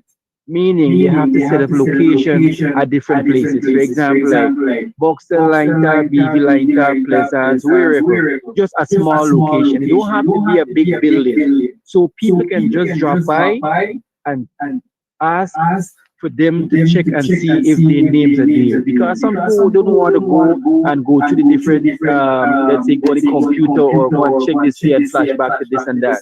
And I think that would help them if they could just see someone there and the person help them quickly. And at the same time, APNU would get that information, how many people are being moved around from place to place. Thank you. I'm sorry, I am sure that voice note was echoing to hell. Maybe the same thing I would run as I just realized my mic was up. But let me respond to the call who is saying that he has been getting this information that people's ID, there are some confusions, let's say, about people's registration in terms of them being moved from voting district and photos being changed and so on and so forth. My number is known, 6225933 is the number. You can send me a WhatsApp about this matter. Anybody who has a matter, anybody who wants to know where they're voting, anybody wants to know if they're on the voters list and so on, just send me a WhatsApp with your ID number and I can find that for you. If you don't want to send your ID number, send your first and last name and your date of birth and I can find that for you. Okay? Because there's an app on the GCOM website. Like the caller said, not everybody wants to go there and not everybody understands what they have to do. I did that infomercial telling you how to search the GCOM website to find your name on a list. But if you don't want to do that or if you're incapable of doing that, just send me 6225933. That's WhatsApp number. Send me your information. First name, last name, date of birth, or simply your ID card. I'll do the checking and I'll let you know. And the caller did say maybe you should have kiosks, information booths around the place and so on. I will boastfully say to you again that in the 2020 election, I think, or did it start in the 2015 election? I think I started it in the 2015 election, but definitely in the 2020 elections, we maintained an information booth at the junction of Line Top and Church of God Road, right by Cherry Blaze shop. They call it Blaze Square now. Right at the junction of Church of God Road and the railway line, I started an information booth there with a cell phone and internet access. And then we graduated to a computer and information access. And right now it's already established there. Go anytime to the Blaze shop there and ask them to check your name. There's a young lady there who will check it for you. Okay? Please do that. And again, if you don't have the time or you can't do all of that, just send me a WhatsApp with your information and I will give it to you. Lance Borges, the number is right in front of you. Talk the thing 6225933. The number is right there. Okay, Mr. Borges. The number is right there. 6225933 is the number.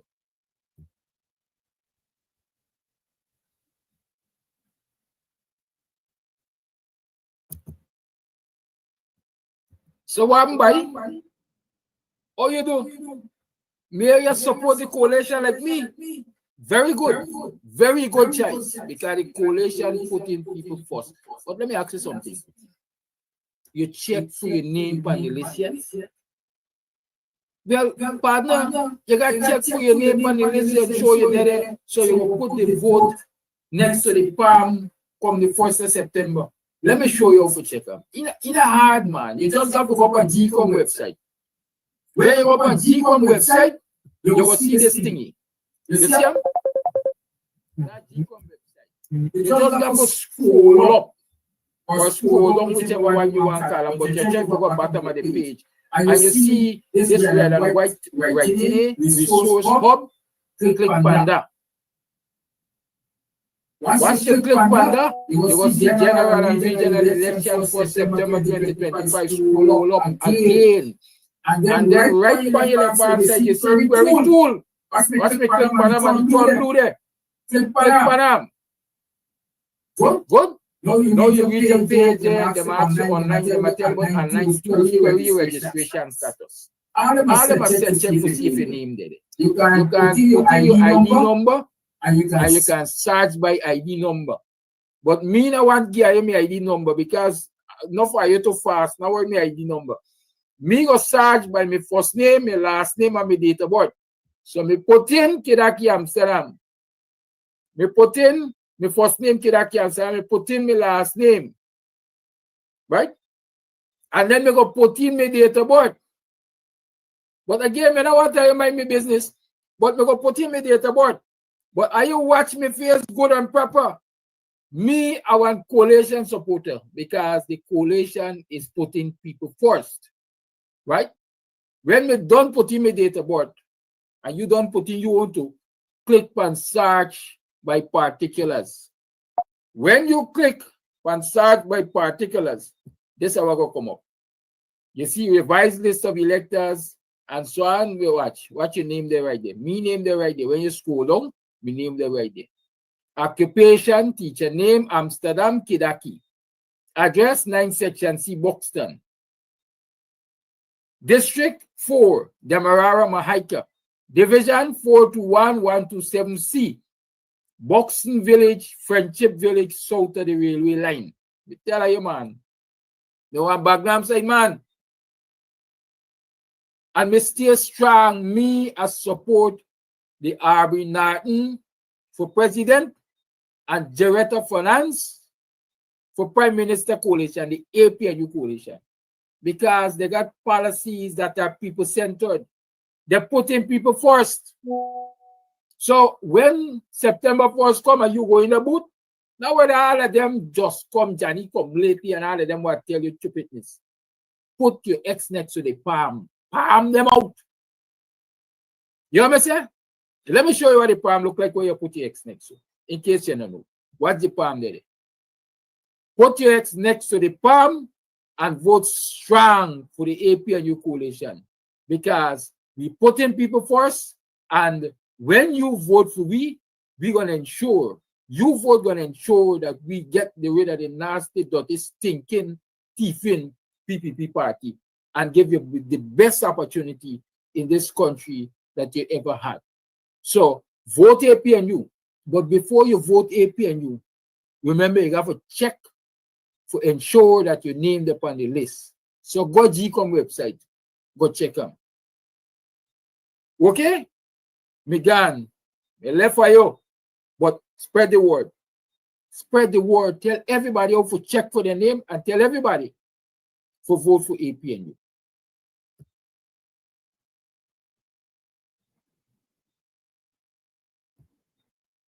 All right, so today we are here at Club Twilight up in Buxton, and we are here to talk about all that's going on up here. Trust me, if you are on the East Coast, you're in Buxton, you're in Tongue, you're looking for a place to get away to, this is the place. The Cutters, mwah. Listen, I'll be having some just now again. We'll talk about that. And then, of course, the ambience is beautiful, fully air conditioned. The decor is on point. The music's on point. Everything's on point. It's just me. I need some work. But everything else that belongs to this club here is on point. So if you want to find a nice little place or you can just drive out of town and have some drinks, have some food, you can call, you can order your stuff and just take it. You don't have to stay. Or if you want to stay here, that's what's up. And of course, they have special events for Valentine's. You can rent a hall. You can rent a hall, honey. You can rent a hall for weddings, for birthday parties, to have a bash.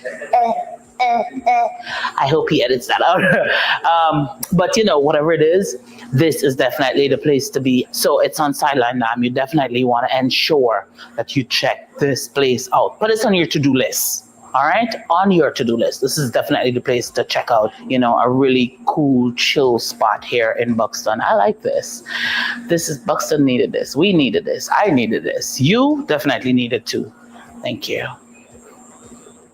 All right, so you might be wondering where we are. Still in Buxton at Club Twilight. That's where we are. So Club Twilight also has like an Airbnb as well.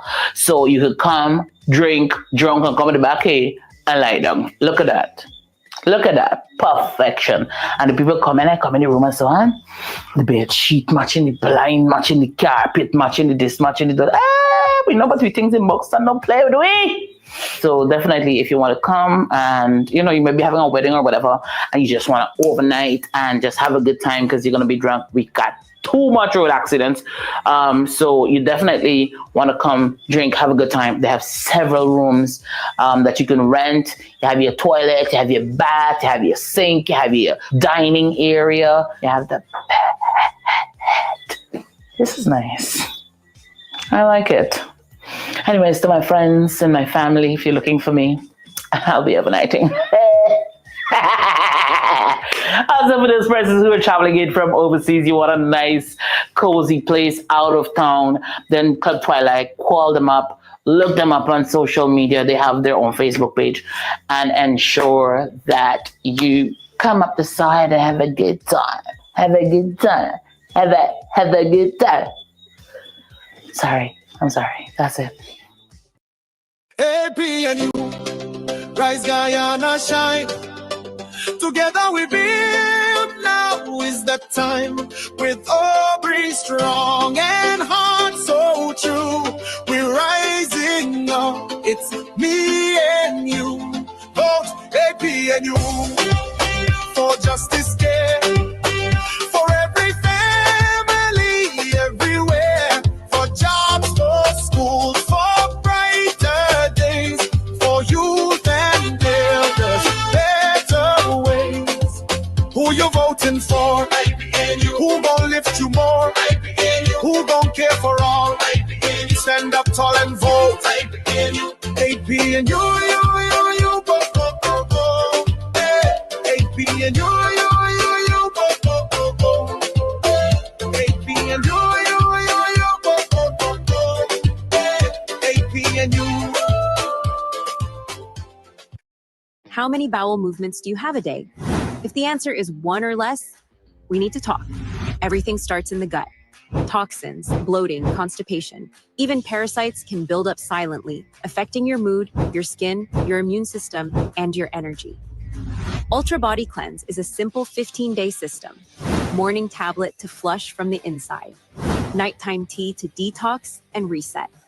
People don't realize it, but most problems start in the gut. And when you clean it out, you feel lighter, you look healthier. You finally go. Like you should. Don't wait for symptoms.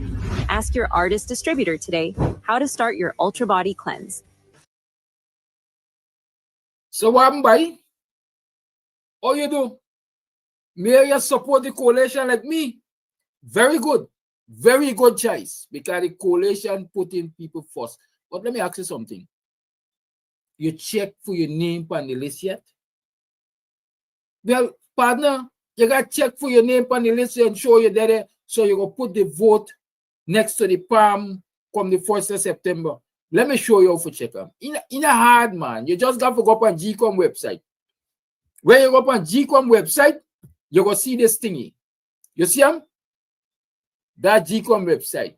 You just got to scroll up or scroll down, whichever one you want to call them, but you try to go bottom of the page. And you see this red and white writing here, Resource Hub. Click on that. Once you click on that, you will see general and regional election for September 2025. Scroll up again. And then right on your left hand side, you see query tool. Watch me click on them and it turn blue there. Click on them. Good. Now you reach a page there. They ask you online. They tell you about online tools, query registration status. All them must say check for see if your name there. You can put in your ID number and you can search by ID number. But me no want give you my ID number because not for you too fast. Now what my ID number. Me go search by my first name, my last name, and my date of birth. So me put in Kidaki Amsterdam. Me put in my first name Kidaki Amsterdam. Me put in my last name. Right? And then me go put in my date of birth. But again, me no want to mind my business. But me go put in my date of birth. But are you watch me face good and proper? Me, I want coalition supporter because the coalition is putting people first. Right? When me don't put in my date of birth and you don't put in you want to click on search by particulars. When you click on search by particulars, this is how I go come up. You see revised list of electors and so on. We watch your name there right there. Me name there right there. When you scroll down, me name there right there. Occupation, teacher name, Amsterdam, Kidaki. Address, 9 Section C, Buxton. District 4, Demerara, Mahika. Division 421-127C. Buxton Village, Friendship Village, south of the railway line. I tell you, man. No one background side, man. And me stay strong. Me as support the Aubrey Norton for president and director finance for prime minister coalition, the APNU coalition, because they got policies that are people centered. They're putting people first. So when September 1st come and you go in the booth, now whether all of them just come, Johnny come lately, and all of them will tell you stupidness. Put your X next to the palm. Palm them out. You know what I'm saying? Let me show you what the palm look like when you put your X next to. In case you don't know. What's the palm there? Put your X next to the palm and vote strong for the APNU coalition. Because we put in people first, and when you vote for we're going to ensure, you vote going to ensure that we get rid of the nasty, dirty, stinking, thieving PPP party and give you the best opportunity in this country that you ever had. So vote APNU. But before you vote APNU, remember you have to check to ensure that you're named upon the list. So go GCOM website. Go check them. Okay? Me gone. Me left for you. But spread the word. Spread the word. Tell everybody how to check for their name and tell everybody to vote for APNU.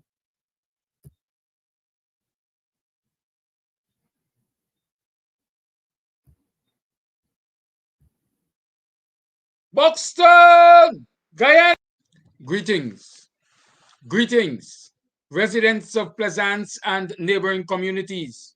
The Working People's Alliance, WPA, a partner of the APNU, invites you to a public meeting this Wednesday, 6 p.m. at Rollock's Corner. Your speakers are Professor David Hines, Kidaki Amsterdam, Takumo Gonse, Audriana Thomas, Bonita Hope, Dion Abrams, and others. Come one, come all. Yes, Plaisance, it's your time. The Working People's Alliance and APNU invite you to a public meeting, 6 o'clock, tomorrow, Wednesday, at Rollock's Corner.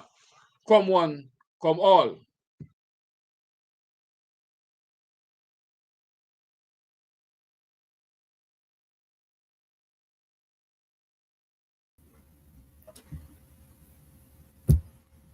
Morning, neighbor, morning, man.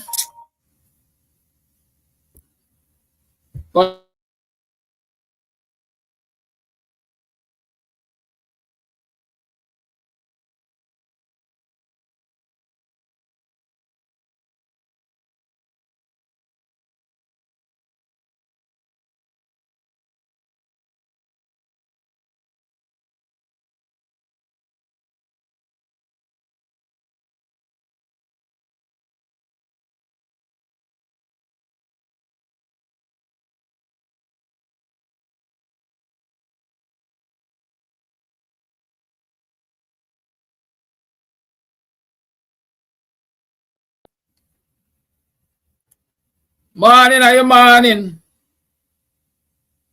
Welcome to another program of the Guyanese Morning Time. I am your host, Kidaki Amsterdam. How you do?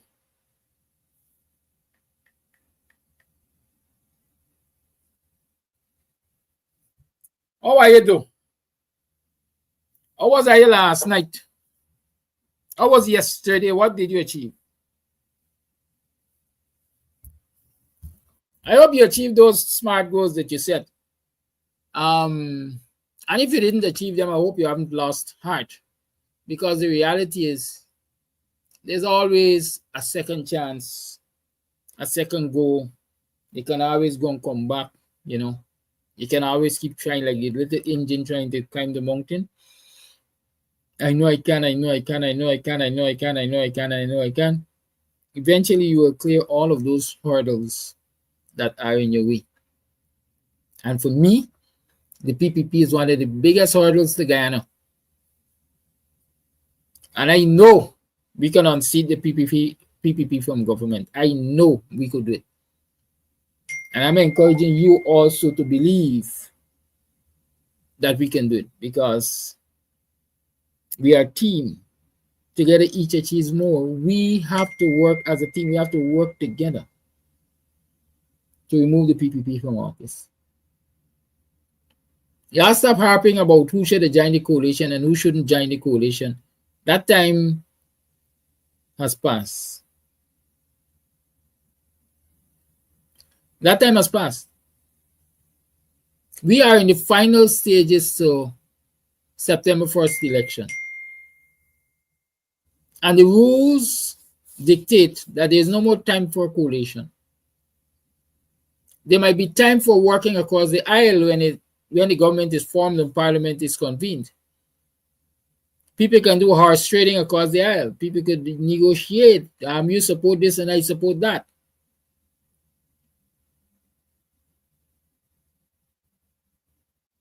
But let us take it one day at a time. The first step is to get rid of the PPP. And if you want to ensure that the government that you choose to replace the PPP gets full authority to do the things you empower them to do, then you have to ensure that it's a resounding victory. You have to ensure that it is more than 1 and 2 seat majority. The PPP wants to do what the PPP wants to do. And so they're talking about 2/3 majority. They're telling Bobbies we need 55,000 votes. We need a 2/3 majority. They're telling the slave catchers in Region 4, you all need to deliver Region 4 to us because we need a 2/3 majority. Because with a 2/3 majority, there's nobody to stop the PPP from doing what the PPP wants to do.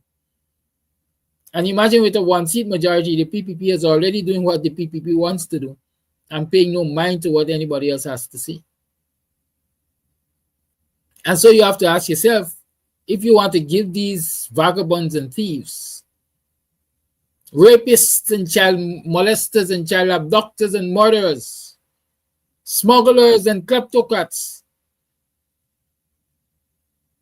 the authority to even go back into government, and much less the authority to do as they feel like. A lot of people running around voting or shouting PPP going to be in power for the next 40 years. The PPP in power for the next 40 days is problems to Guyanese. And a lot of them who's spilling this nonsense, they sit comfortably in another man's country and enjoying all the benefits of a democratic state, and a state that looks after its citizens, the well-being of its citizens. But they want us here in Ghana to suffer and punish under this crashing PPP government. I see one of them already this morning named Singh. I guess he's singing for his supper. I guess he's singing for his supper. First thing he's telling us is that don't worry who I'm talking about Norton love y'all. I didn't love nobody. Trevor Singh.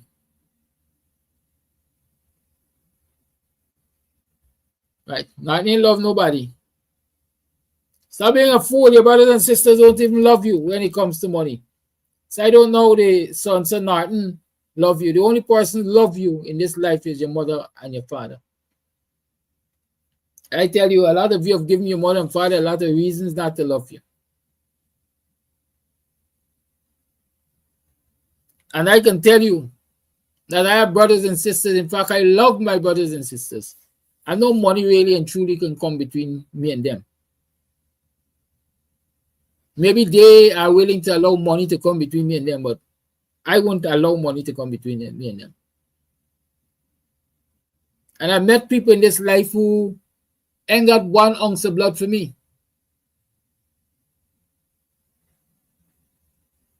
And the relationship, the love and the understanding and the cooperation and the support that we give each other is above any money value.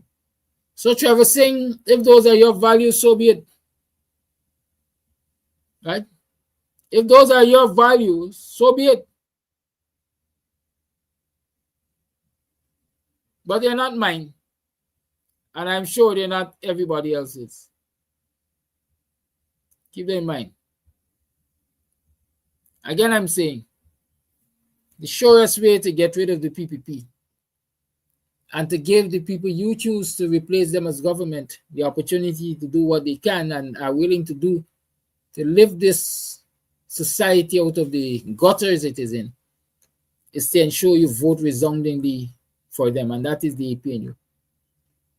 The PPP wasn't got a chance at another no confidence motion. They must need 6 to 10 seats to even think, 6 to 10 crossover to even think about another no confidence motion.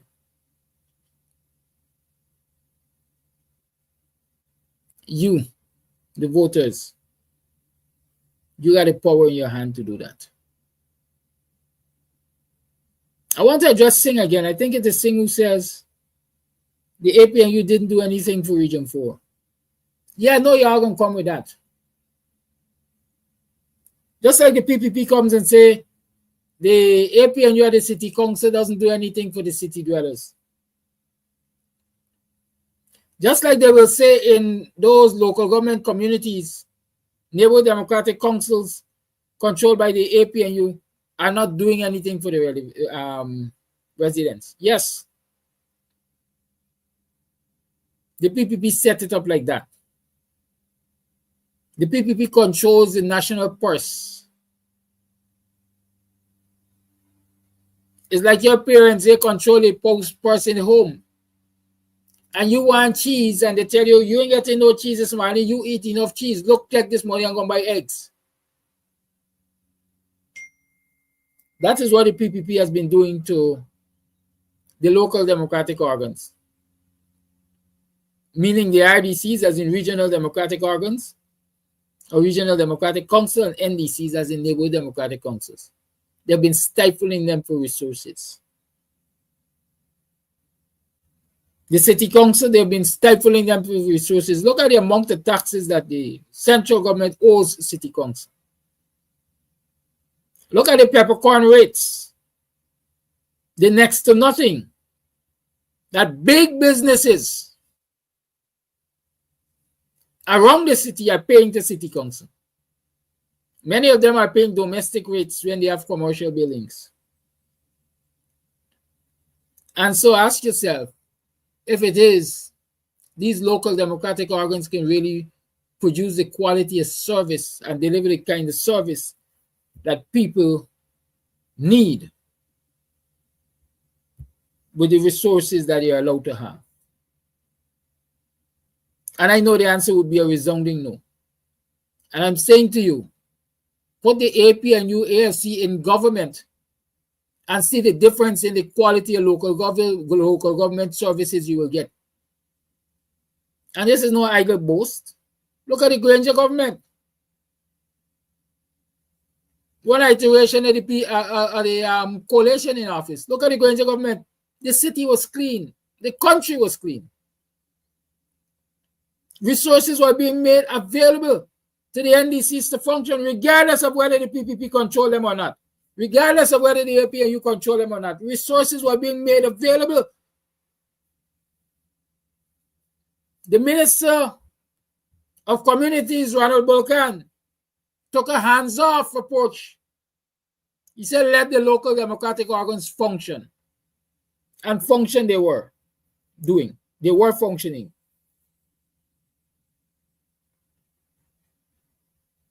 But the PPP is always, in the instance of Georgetown, for example, desirous. They have always been desirous of winning and controlling Georgetown. And for as long as they are not getting the chance to control Georgetown, because the residents of Georgetown continue to vote against them, they came up with a plan.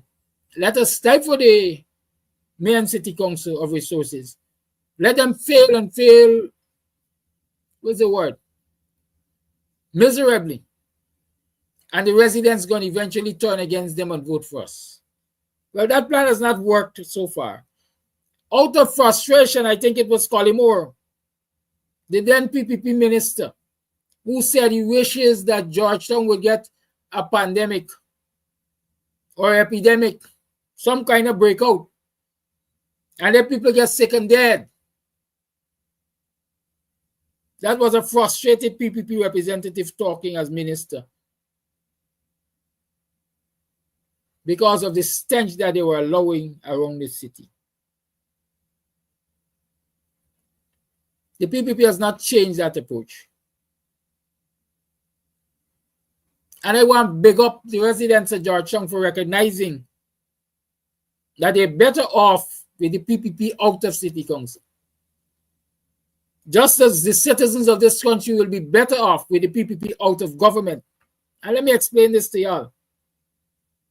Kelawan Winston Jordan is reminding me. Sorry. My apologies to the Collymore family. By the way, is Collymore alive or dead, Winston Jordan? I can't remember. Some of them bodies just disappear off the face of the earth or out of publicity and even know where they're there and what they're doing. Except enjoying a fat parliamentary pension. I can talk about that, but let's move on from that. Where was I? Oh, shoots.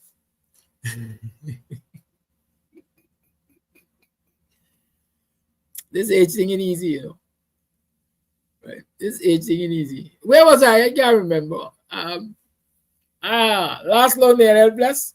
Yes, just as how the PPP, the citizens would be better off with the PPP out of office. Let me explain this. If the PPP is allowed to control the Mayor and City Council in Georgetown, black businesses are dead. Afro-Guyanese businesses are dead. There ain't many of them. There are not many of them around the city. But those that are surviving and eking out an existence, they are dead.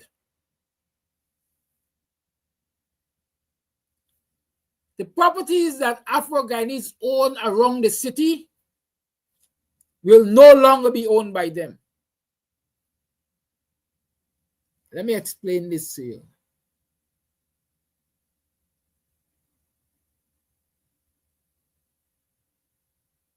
With the financial challenges people are faced with, there are many people who don't pay their rates and taxes up to date. And the law empowers the Mayor and City Council to go after them.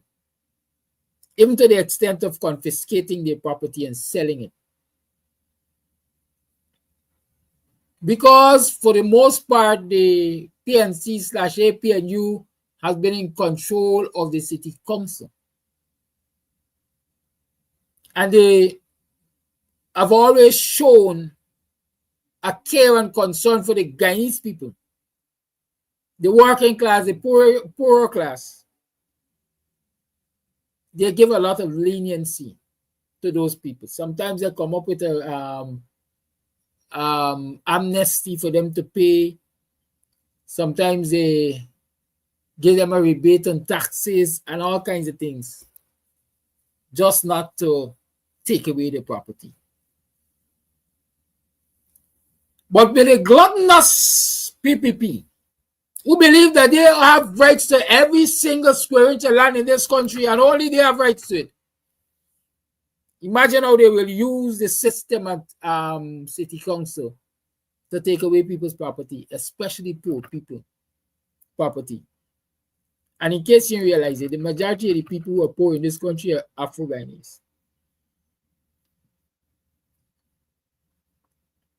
And so the residents in Georgetown, even if they didn't know, I am telling you, pay attention now.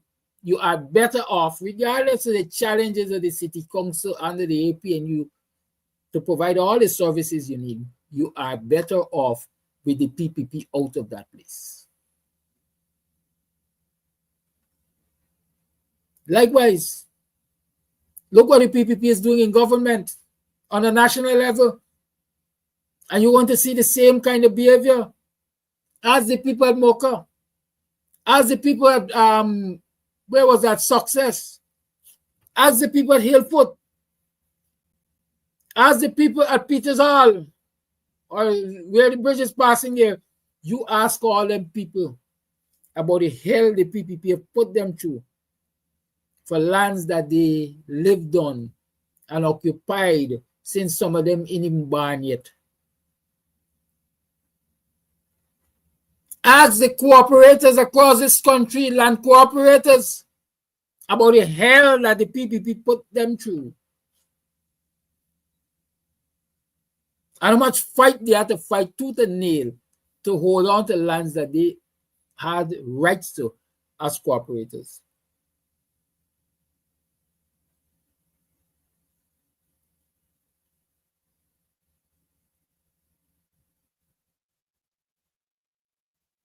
How many times have I never run to court to change this law and change that law and make him the land czar, I want to call him?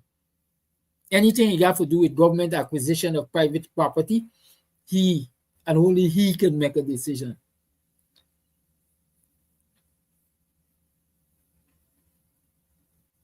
This is the government you want? I gotta get the PPP out today. If you only allow the PPP another term in office, especially allow them to thief that two-thirds majority that they're talking about, can't eat all of we dinner. Every single one of we dinner eat. And then you can push it in places that we never imagined.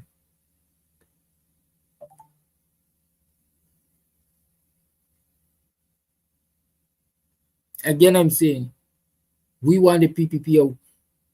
And we want to allow the government that we choose to work without a monkey around the neck named the PPP.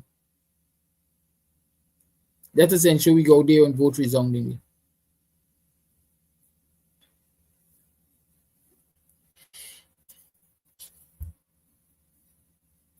Let me come to this other issue quickly.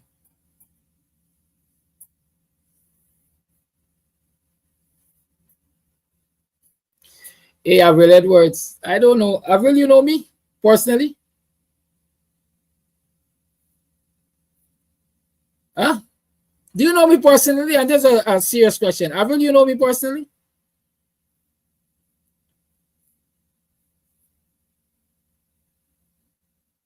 I mean, talk name is one thing here, says another. The split press is another thing. And so, James Bond tell you I never did anything for Buxton and young people. That is James Bond's view, then he's entitled to it. Ask him what he has done for them. Ask him what he has done for them. Hey, I have done so much of the villages in this in Buxton, right, and people across this country that I can dead, and James Wan gonna continue doing, and he can't catch up with what I've done. And that might be true for all of them in the PPP, especially them ship jumpers. But don't take me off my attention. I'm talking about the PPP and how they have been stifling the people of this country, and I'm talking about Region 4. Why nothing was done according to y'all by the APNU for Region 4? They said the proof of the pie is in the tasting or in the eating or something. The regional chairman of Region 4 is Daniel Siram, still is Daniel Siram, technically. And the regional vice chair is Samuel Sandy. Both of them are currently in the PPP camp. Where you think they've been all the time? Where do you think they were all the time? I am putting it to you, the citizens, that Daniel Siram and Samuel Sandy were always in the PPP camp. They didn't jump now. And I have very many reasons why I can tell you that. Those who have been following this program from its inception will remember that very early in the term of Daniel Siram as chairman of the Region 4 RDC, I called him out and I said he is not representative of African Guyanese. He's not representative of the people who put him in there or made a APNU being able to put him in there, because the Region 4 is the biggest voting bloc for APNU. And Daniel Siram became chairman of the RDC on those votes.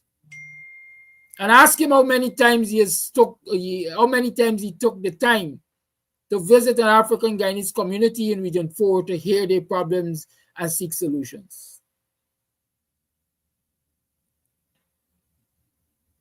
Versus the number of times you've always seen in Indo-Guyanese communities accompanying representatives of the PPP.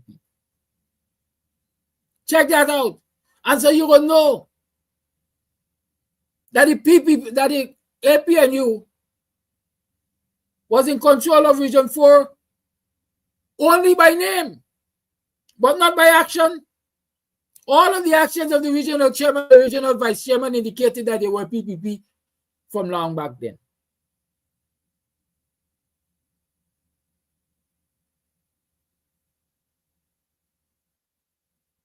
And the regional vice chairman, don't let me say something. Let me keep it to myself. Tax half and left half. But the evidence is the resources were not being provided to Region 4, RDC number 1. And number 2, when the resources were, whatever little resources were provided, for the greater part, that resource was not used in a way that would benefit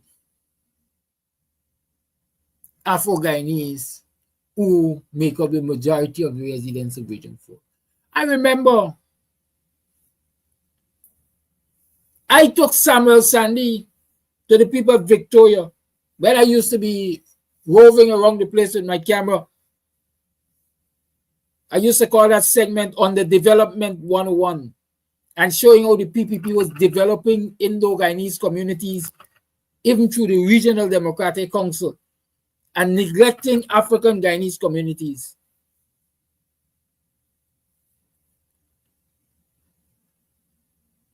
I invited Samuel Sandy to come to Victoria with me and talk to the people at Victoria West Sideline. Victoria, yes, it was West Sideline.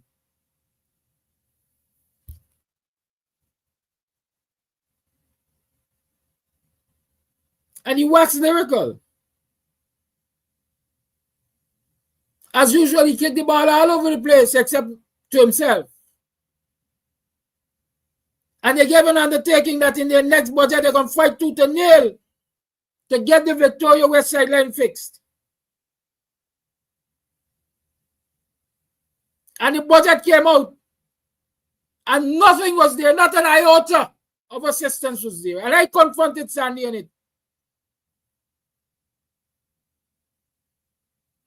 Can't remember the exact answer, but in short is Mr. Amsterdam, I really can't do nothing. The RU, Dan, we name Gadraj.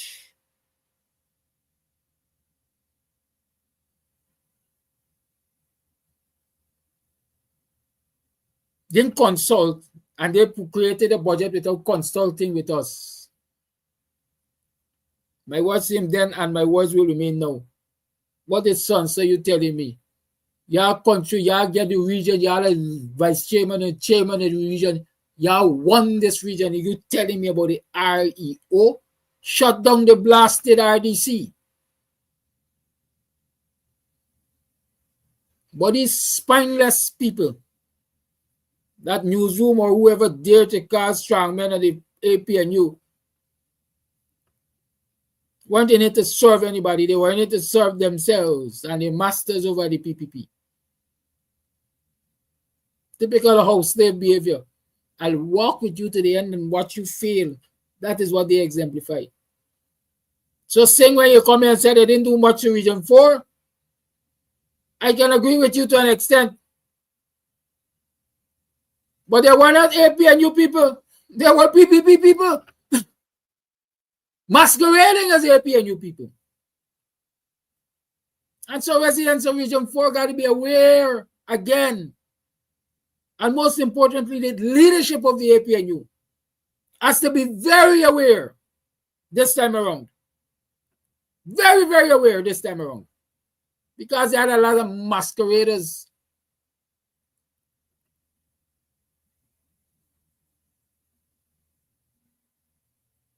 And again, part of the problem is when you go dress up and look nice in a suit, you suit the office. And so a lot of people who are in the gutters doing the hard work, dirty and stink, weren't given that leg up. They were treated as though it's their destiny to remain there and work for people to climb on their back and get to the top. Not this time around. Not this time around. You don't have to make the same mistakes other people make. You learn from their mistakes.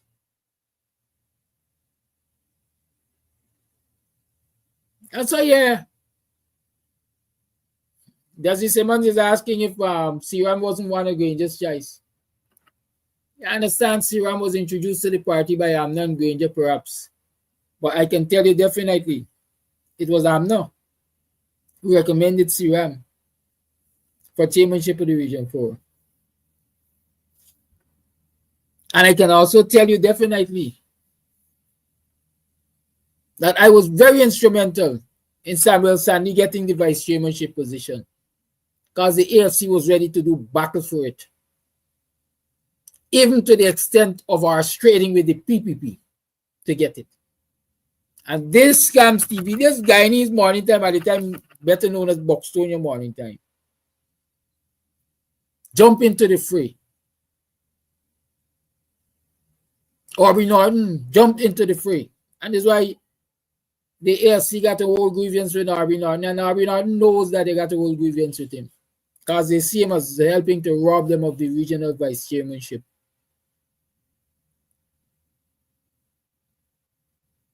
But they say ingratitude worse than witchcraft. When I did cussing everybody around the AP and you for doing the wrong things and encouraging the wrong things, Sandy was cheering on. And when I had cussed Sandy for voting with the PPP at the NDC, he was offended. It's the last time he said hi to me. But look at me, I look any less handsome? I look any less happy? I am an equal opportunity beater. And that is why I will say any youth or anybody, as a matter of fact, in Region 4 and around the country that walk behind them ship jumpers, according to the PPP woman, them will got crap or spirit and carry the vote to the PPP, they're big and they're stupid because they're allowing people to trade them for their own selfish reasons. So all them youths in Melanie, I understand everybody who wearing green short in Melanie, James Bond and the crew, they're out there attacking them, tackling them, giving them a low down tackle, trying to sue them. But I tell you all in Melanie, anytime you have make James Bond, make you have to call them green jersey and follow him into that Red Sea of destruction, you are big and stupid.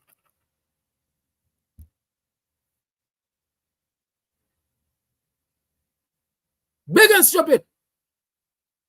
Because if I got a damn powerful building there that used to be the Melanie Shopping Complex, and a government that has been in office for 23 years couldn't do anything to that, to empower me as a resident of Melanie, what they going to do now?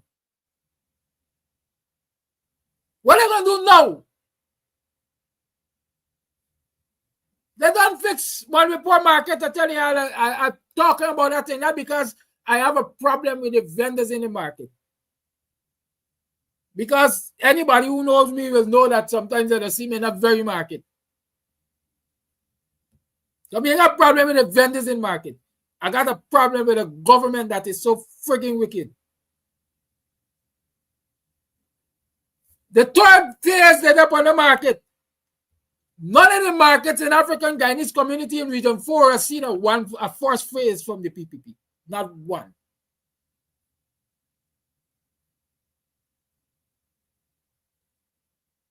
And classes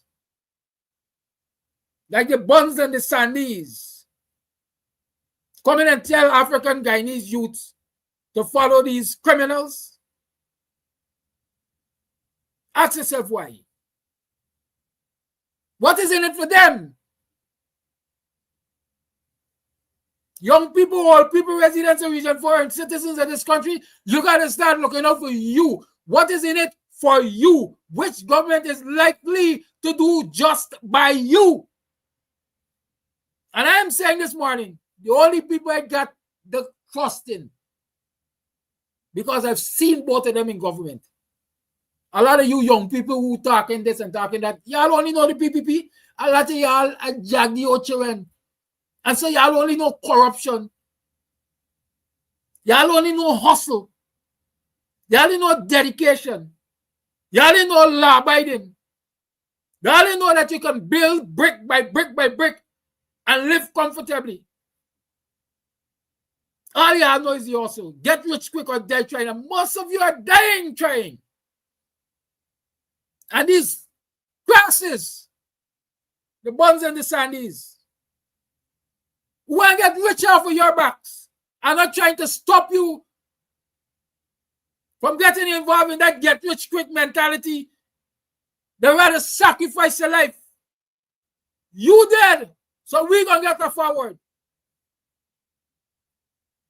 I live on the Burnham, I live on the Height, I live on the Jag, and I live on the Janet. And I live under this criminal named Jagdio. And I live under Samines. And I live under Bumble in Ramatar. And now we're living under this president's name, Ali. So I could tell you about governments in this country. And I don't care how far back you go. The PNC. The PNC 1, Guyana. The PNCR, the APNU, all of them have proven themselves to be superior to anything that the PPP offer this country as governance. Every single one of them.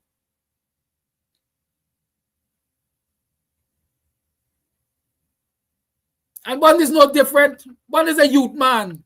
Sandy is a youth man. So all of them in the same shit. Same mentality they get. You think book sense or academic certification make you sensible?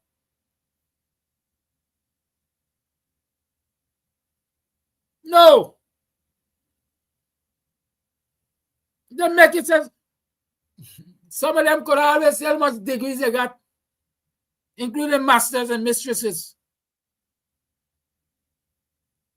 But for them to make life-changing decisions in the streets of this city, they can't.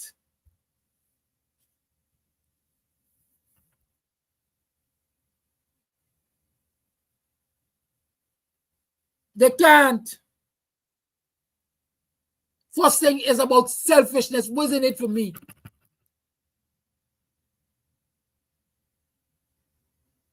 If I could get hustler for the 200-acre land, and this government will allow me to get hustler for the 200-acre land without digging lashes on me,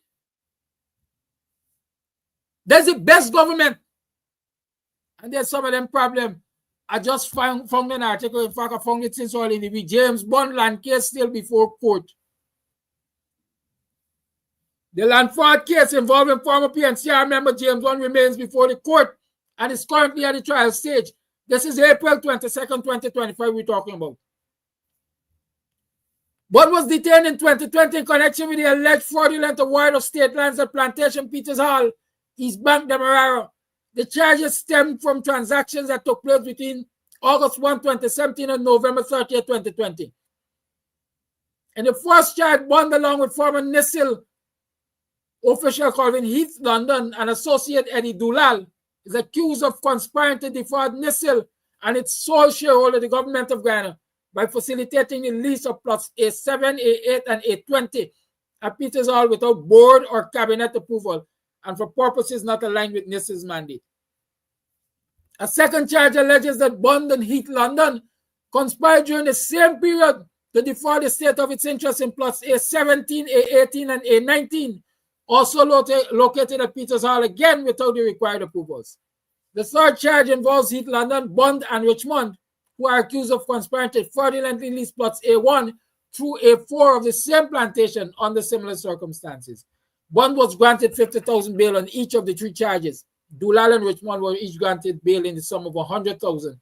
In late 2020, Soku and the Ghana Police Force began investigating the matter after receiving 3 case files from Attorney General Anil Nandlal, senior concerning the suspicious leases of several acres of prime state lands at Peters Hall. I want you to recognize how it's described. Prime state land. Prime state land. And look at the quantum of the land. Prime state land. There's one who tell you that the APNU did nothing for him. Let him tell you how many other people in the APNU had access to those lands, much less to get them as leases. And when he got them as leases, let him tell you how many people in the APNU got lands like those as leases, prime state land, and were able to flip them for hundreds of millions of Ghana dollars or millions of US dollars. Allegedly. Well, it's not allegedly. They're before the courts right now.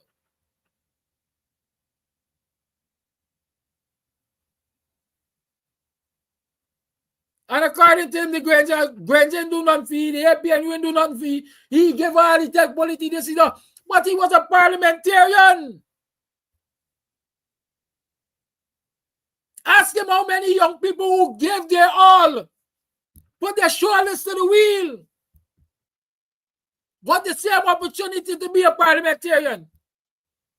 And then ask quietly, but it's why Granger didn't send you back to parliament. Because Granger see what he was dealing with.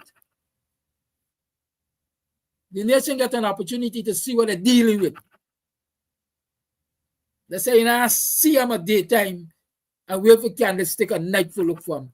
And Granger saw what he was dealing with.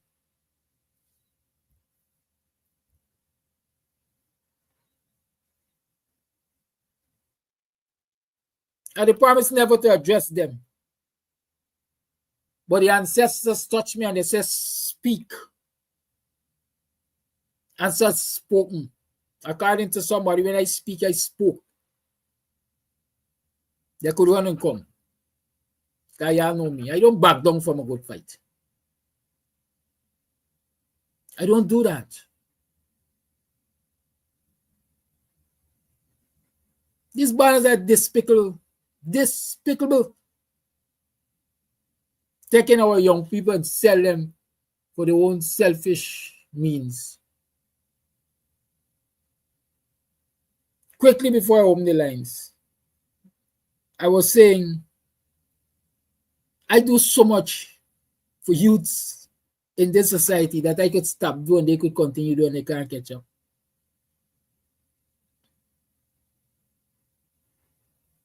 The home, the family, the parents, they're the first institution of learning and socialization. And I can tell you beyond the shadow of a doubt, for all of my years as a teen teacher, I started teaching about 12, 13 at the Lessons Place, Buxton, flat shop, free. And I thought way into my adulthood. I taught private and public schools. I taught people who were classmates at university and other tertiary institutions. And so I empowered parents with education. And when parents are empowered with education, by extension, their children get empowered because they got something that they can teach them.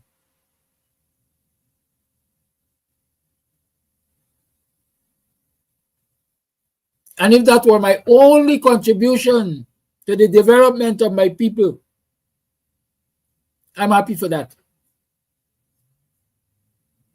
Because my contribution would certainly change lives. What them Bangladesh contribute to young people?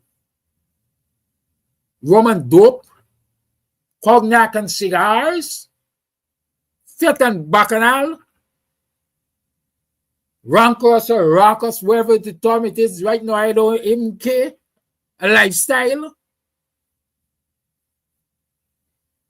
Wannabes. That's what they contribute. When you educate parents and you give them stability, you've done a lot for your society. So anybody who disagrees with me, yeah, give me a nice small kiss. Kiss my neck. The lines are open 6225933. That's the line to call. 6225933 is the number you're calling this morning. Oh, and before the lines open, I hope I have. Let me take this call. Call you on, good morning. Yeah, good morning, Kadaki. Now in connection, you know, some people they like to be noticed. And it does be going good, and then they pop a question up or they do something so that people could notice them. But the person who act, they're talking about James Bond. We all know what James Bond did. And one of the main things that James Bond did to this country, and I say it every time I talk about him, it is in the 2015 elections. After the military had voted, so about 2 days after, James Bond came and put out a statement that Granger win the election because all the military vote for Granger because Granger was from a military background. GCOM had to come out and put out a set of messages all over that the ballots casted by the disciplinary forces were not counted. They could only be counted on the day of the main elections when they will be intermixed into the different polling stations, acquiring the 6-digit number of whichever polling station the ballots go.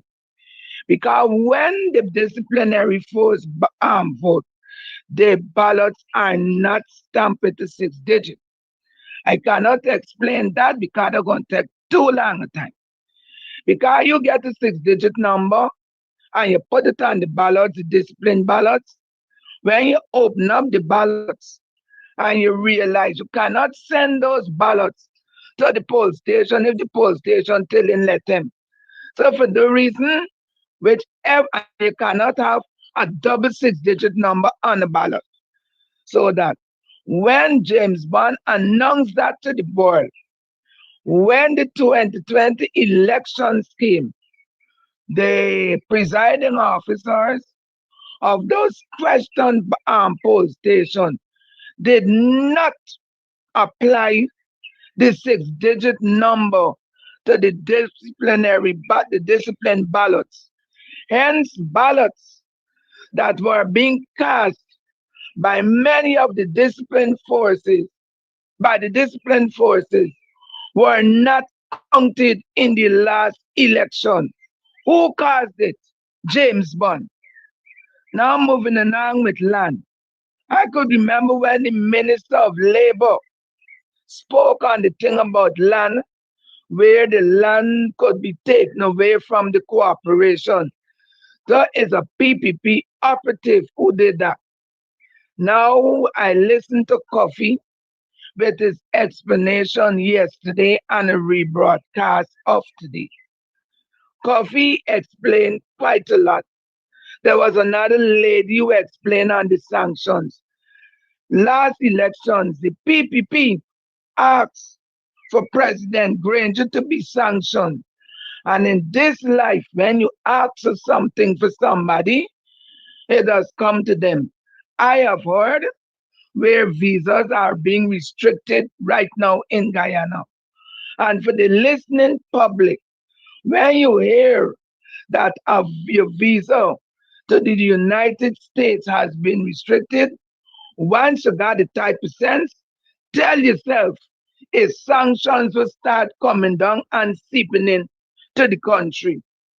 And this man knows that he has problem with the United States. And he has made up his mind in his spiteful way that if he cannot go to America, his family cannot go to America. Nobody else must go. And the only way how he could get people not to go is to continue on this trajectory that he has to force himself into the management as a government in Guyana and destroy the whole Guyana with him. And that is what many persons don't see. Many people telling themselves that people hate this man. But those people who got sense, who could read through the lines, know what they are saying. And when the sanctions first came down, they said they stopped them from doing business with the bank. And if other banks, the banks now are now getting to realize what the sanctions are and start to evict people from their banks, whether it's workers or it's customers to the bank, you cannot be vexed to the bank because the Bible said you get rid of people. We're going to make you go astray. Jesus told us that if your hand gonna make you can't go into heaven, dig it out. If your foot make you can't go and chop it off. So if the banks decide on the same methodology that was in the Bible to eliminate and get rid of people who can later destroy their banking license, because Guyanese would bank, but a lot of these banks do international business. And if you're going to allow this man to destroy you because of people, I would have evicted them lastly. Now we all know GNCB Bank. GNCB was a bank that President Barnum built for the people, African people mainly, to use. And in the time as soon as the Dragon came into power, he destroyed, he do all the way to destroy.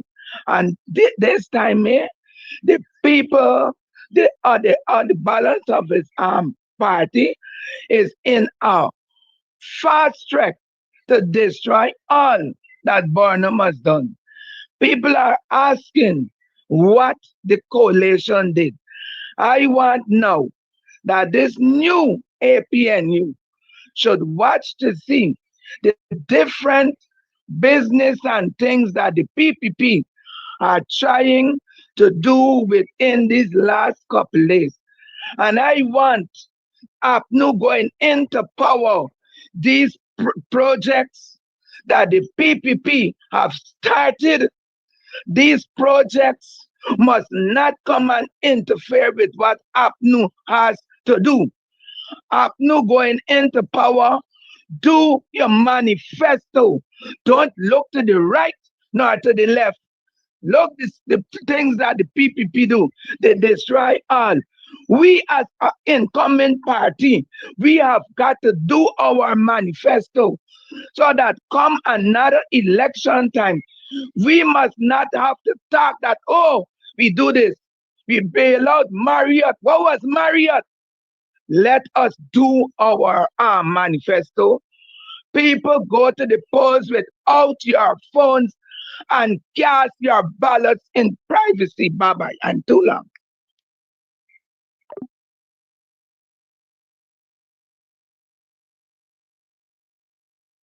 I love you all the same way. I see Christine say I've done a lot for box. I've encouraged young black youth to sport and spend out their money at Club Twilight. Yeah, let me tell you something. If young black youths could come and spend the money at Club Twilight, they bet they get in returns to it. Because they can't smoke dope here, you know. Apart from that, if I'm financially empowered, my community is financially empowered. I invest in my community. So come again, Christine. Come again. Take your head out your backside and come again. I was saying to you all earlier before that call came in. I hope I've checked. Don't call till I say call again. Nobody is to call my phone. Good. Those persons who sent their information for me to check, I did some checking and I've returned results. I hope I've done it for everybody. I think I saw one came in while I was on program, but I will look at that later. The information I send you is either saying that your name is on the list or not on the list. Most of them I found on the list and I sent it to you so you know that you are on the list. The one caution I want to give you is to go and find your polling place. I remember previously when we were doing these searches in previous elections, there was information actually telling you where you should go and vote. Y'all confirm with me or reject my thesis. I remember that when I checked the list previously online or some source of information, it told me exactly where my polling place was. Community Life Fellowship is where I normally vote. 9 section C box. I am at 9. Community Life Fellowship is at 3, I think. Yeah.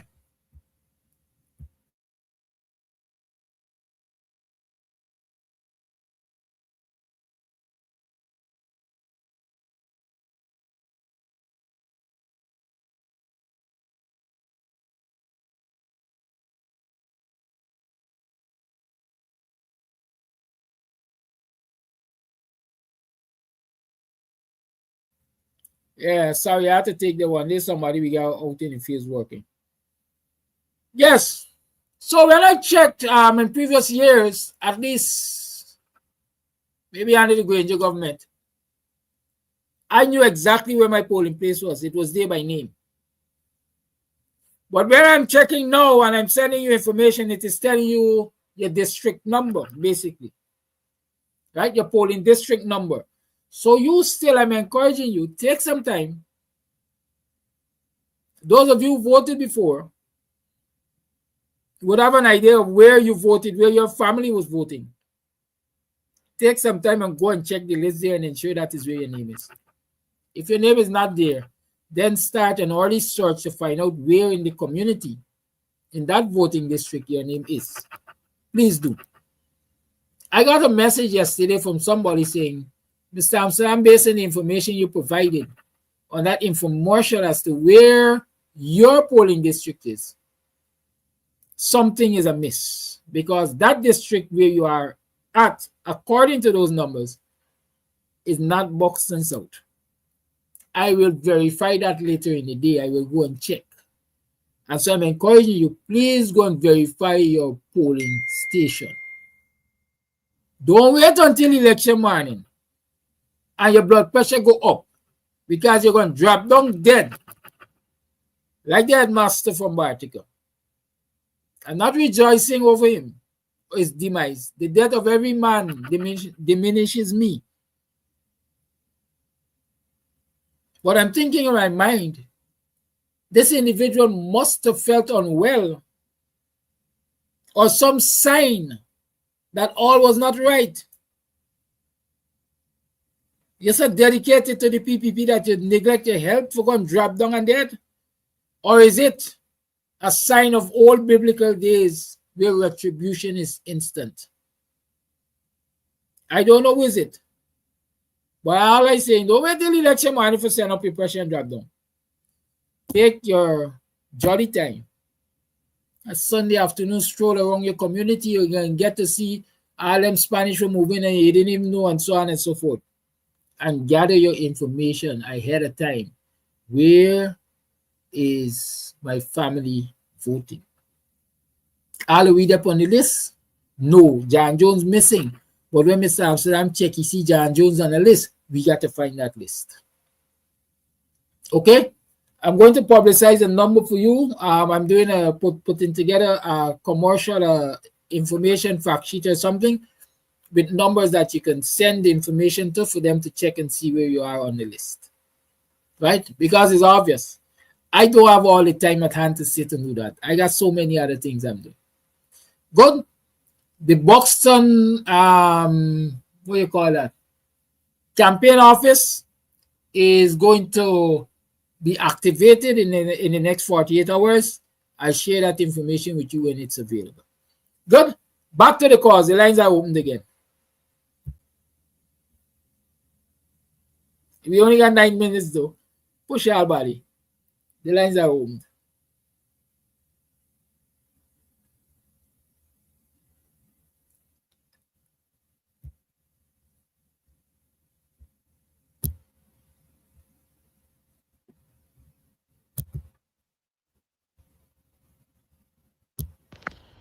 Kadaki, blessings and good morning to you and our listeners from the diaspora, listeners from the four corners of the globe.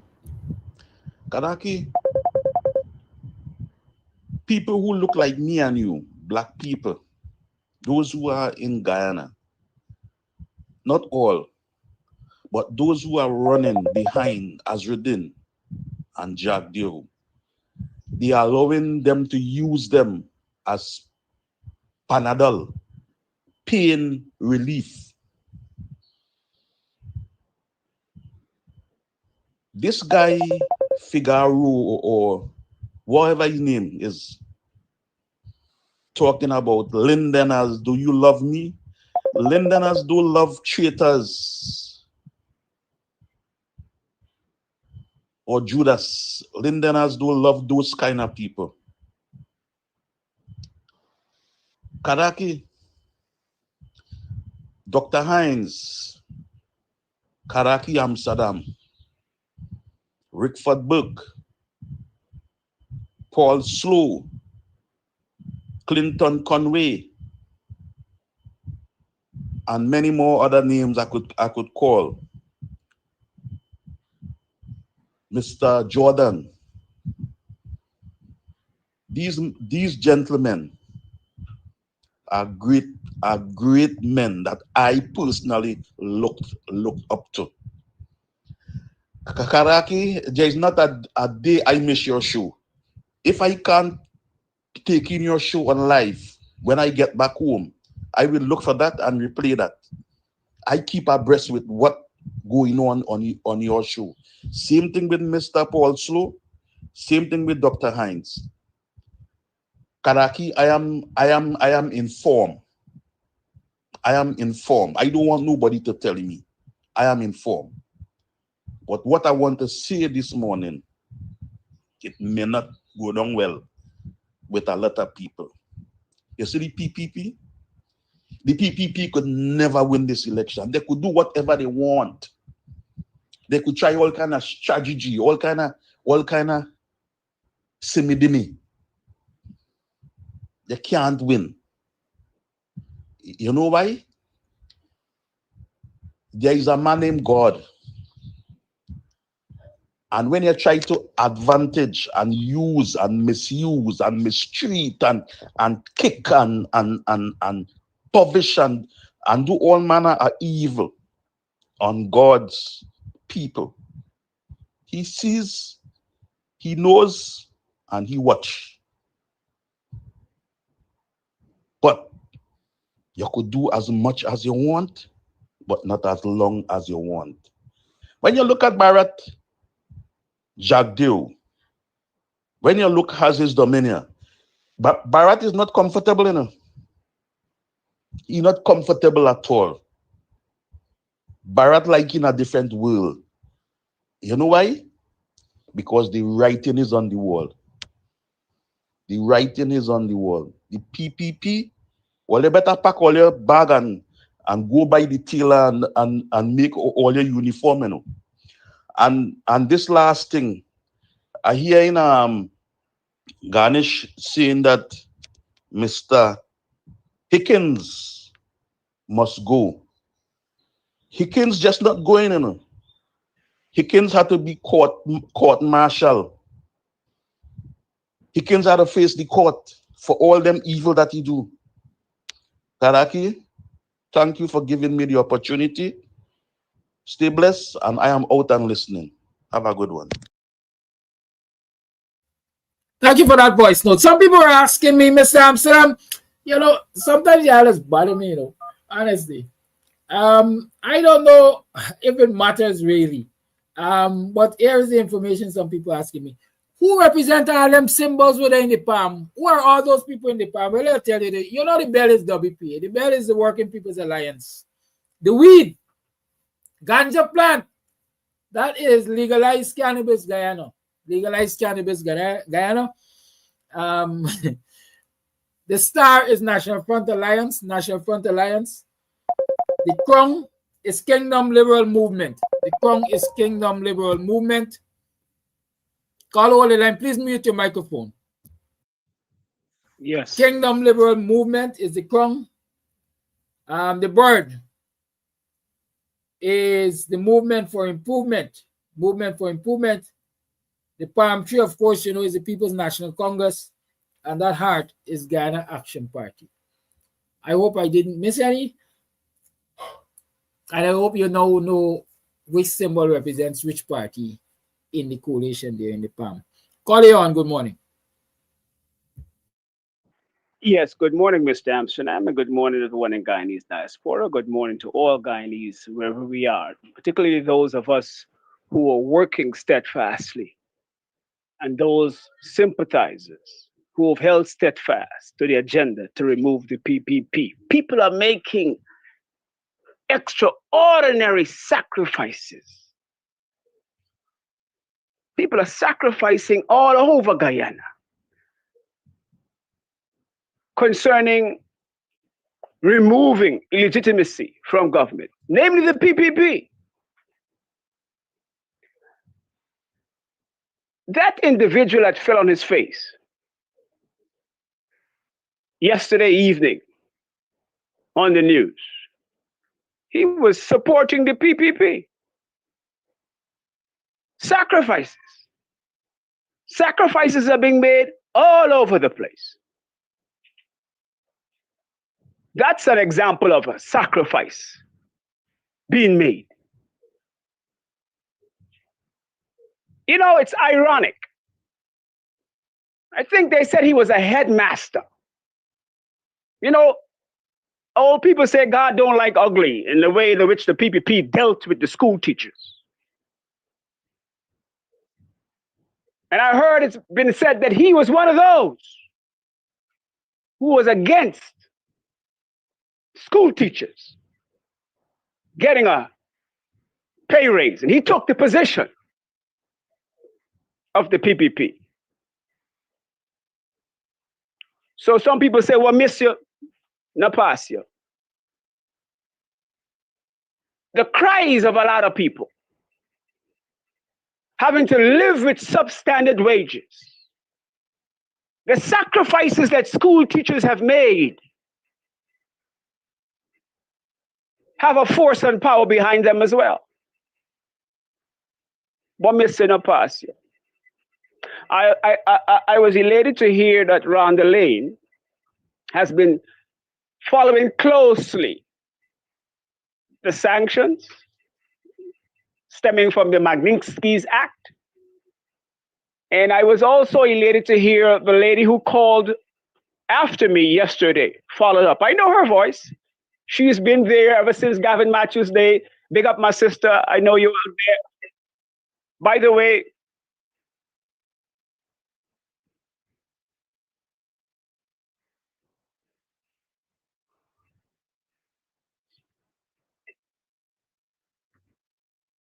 yes, a call will just try to come in and interrupt me. That's why I had to switch over. Okay, broke my train of thought. Yes, you know, I just want to give a special big up, acknowledgement to all those persons who have held steadfast 5 years now, almost 5 years, more than 5 years.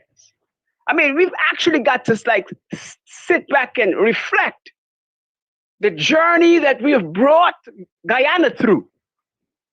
You know, while we've been steadfast through everything. And I just want to recognize myself and each and one of us, right? We know who we are. And to say that we are winning and we're going to win this thing, we're going to be victorious. About the sanctions, I'm glad that Rhonda Lane and the other sister and other persons are beginning to pick up. Look, sanctions have been happening under Mohammed for a long time. Why did Reuters say that he has to pull out from the gas to shore pipeline? That speaks volumes. So we need to go back there, read the Reuters stuff, and understand what has been happening since. Look, we have been late to the draw. We have been late to the draw. Yes, sir. So on the you can find the sanctions if you Google United States Treasury sanctions against the Mohammeds in Guyana. And you can find how it is that the banks are doing what they are doing. And also criminal charges should be some way attached to this conduct. Once again, thank you for giving me the time.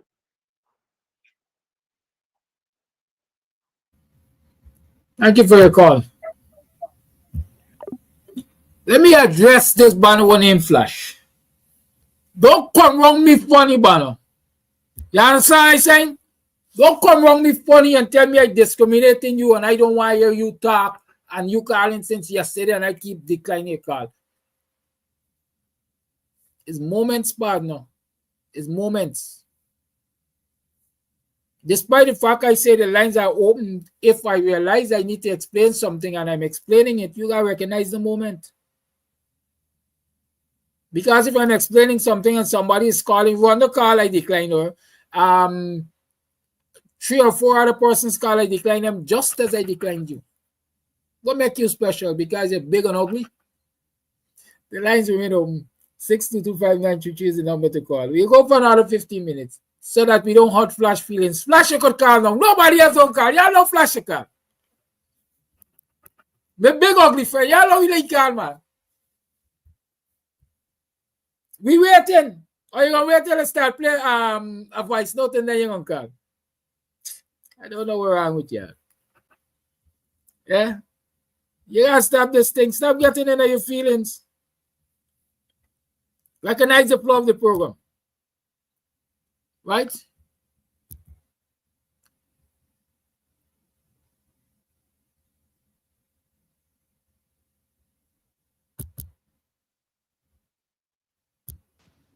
You were good morning, Mr. Amsterdam. Good morning, viewers. Mr. Amsterdam, you were correct. You were calling out Darren Seram name pretty often earlier when the PPP was installed. You were calling him out. He was not for the people. You were correct. You were correct. Guyanese have to understand that the PPP is no good to govern the country. They're no good. They're no good. Look what they're doing. The policemen was made to understand that they make these videos to praise the president. Some of them didn't even get a promotion. If they go on Melly Mail page, Melly have the list of them. 500 names were removed. And according to what she was saying, that the police, some rival source told her that Hickens telling them to go and praise the president.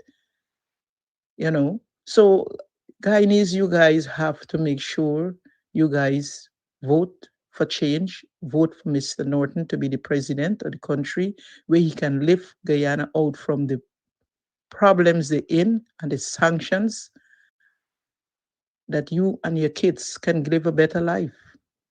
Look at the plans that he have. Look at it. A vote for when is a vote for the PPP. So Afro-Guyanese got to stop jumping here, there, and everywhere and believe that the PPP is good for them or win. That is my take for today. Bye. Thank you for that voice. So now my feelings are hurt. How Flash gonna see stop call this program after today? Wanna listen? you get in your feelings. I gonna try and control you. But here, on a serious note, this voice note raised this matter of police promotions. My understanding is that police promotions were to take effect from the 1st of August. But despite the declaration of the presidents, the commissioner issued a long list of criteria that you got to meet before you could get promoted. And many of the ranks who were celebrating on and off camera and praising Ali as if he were God can't meet the criteria to get the promotion. And so again, our people, especially our African Guyanese people who dominate the police force, allow themselves to be played by a typical dunce named Ali. Big announcement and got them standing up in front of the camera to praise this good-for-nothing man for getting them promoted. And while their videos are out there praising this good-for-nothing man and the government to make them look good in the eyes of people, they are still right where they are. No promotion. He can send out the list. This is the criteria. And if you can't make the criteria, you can't get promotion. Sorry, I with the pumping scene. Watch yourself. And as I'm talking about that, I did ask the question last week. Are serving members of the joint services permitted to be on somebody's electoral list? I'm waiting for the answer for that. I don't think anybody answered. But I will tell you that I got a man named Kwamabach from the Guyana Fire Service whose name is on the PPP list. They got another one trying for sussy out, but they're going to get it soon enough. Kwamabach, y'all remember a man named Kwamabach from BV? I think they come on social media and cuss up Ben and tell Ben he got yarn in fire service business and Yahweh's there as if he's a firefighter and he ain't know nothing but firefighting like he's scout at the lane. And everybody was championing Kwamabach and say, yeah, we wanted somebody to say that. Some people told me, I don't worry, Kwamabach. He's a flam, he could sell it because he's a PPP hack. I said, y'all left the man, I don't care if he's PPP or what. He said what had to be said. And here it is today. He's on the PPP list. Man up on the PPP list. I think it's tales the telling. Let's look for the name.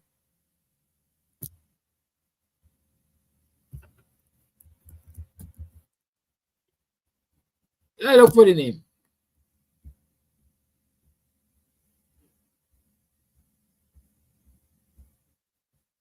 They're right there on the PPP list. And here I got access to the PPP list of candidates. From about there, right on it.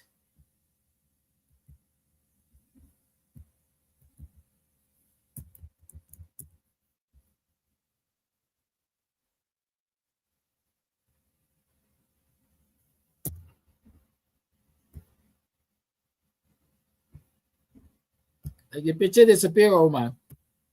Sometimes they don't play nice with me, you know. Or I look in too close.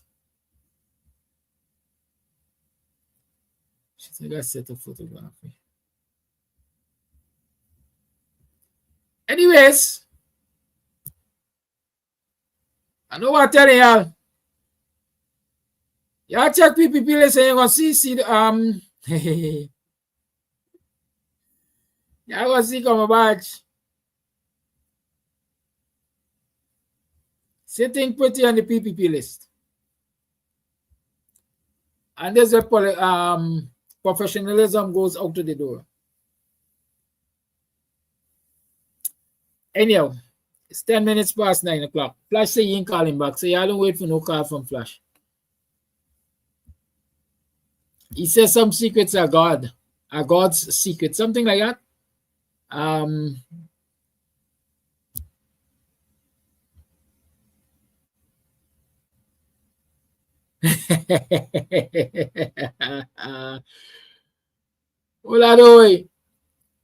Listen. I don't listen. This person asking me about faces, so the names of the party on the list. Stress yourself, man. You just vote for AP. AP and you is more than individualism, right? AP and you is more than individualism. That's all I want to say.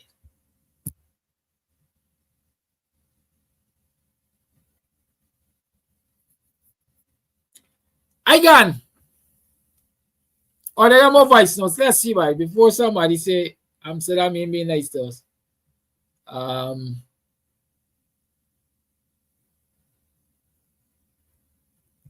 Yeah, you see it talking about. Let's play this one. Good morning, Kadaki. I can't get to listen to you live, but today I could listen to you live because today's my day off. But all you right thinking people, focus is all about your children's future. Things happen for reasons. For all who is blind, they could see with the evilness that the PPP and who else trying to get mankind power. For put Guyanese in poverty, but it can't happen. Now over boundary with them evilness, so the evil farming right back to them. Condolence to that gentleman that's falling on the stage. I over here calling whoever campaign, telling them who to vote for. They end up sending me the video last. About 4 people send video to me what happened to the headmaster that falling on the stage. And I respond to them, telling them right now listening to Mark Benka. Show and not seeing it. Guyanese is all about our children's future. And the APUNU coalition is the way to go for our children's future, to bring back our children into line.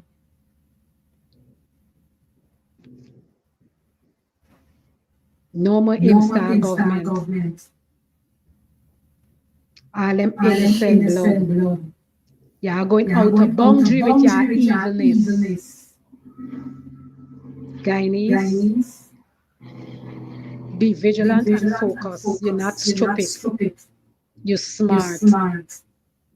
It's all about our children's future. And to be safe. No matter who we be, we're not safe on that wicked, evil installed government. And be on your guard with that new party coming in, but WIN. Be on your guard, things happen for we eyes see. Same time when the headmaster talking, and same time when he talking about the win, we follow. So PPP and win is not good for our people. It's all about life. We dealing with policy for our children's future. Keep your focus, guys. Be smart.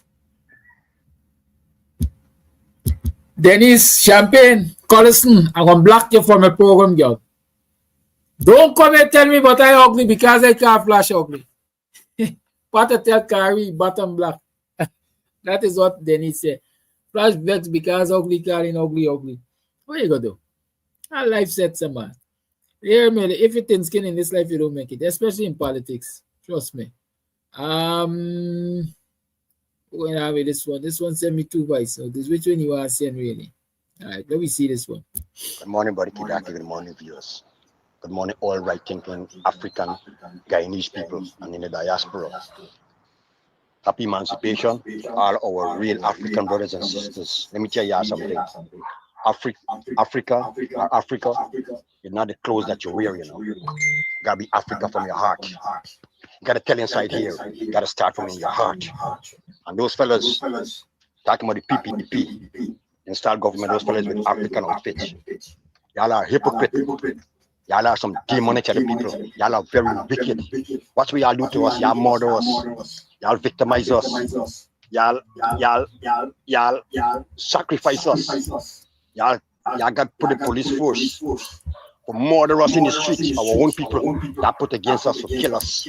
And then when come emancipation march, y'all putting on African outfit. Y'all is a shame. Y'all is a disgrace to this nation, disgrace to the world. PPP, I'm glad if that outfit could have scratched you off and no till done make morning. You understand me? And my sympathy goes out to that fella that dropped down in Bartica that I see on Mark Benstar program last night. Kudos to him and his family. My heart goes out to him to see that, the way that he had to get his demise. You understand me?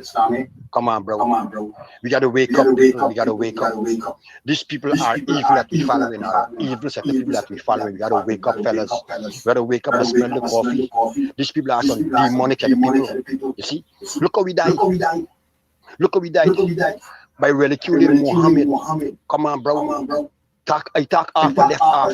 You understand me? That's not the way. You see the PPP pushing y'all to spread a lot of propaganda in this country, and y'all don't realize it when things happen to y'all. You understand me?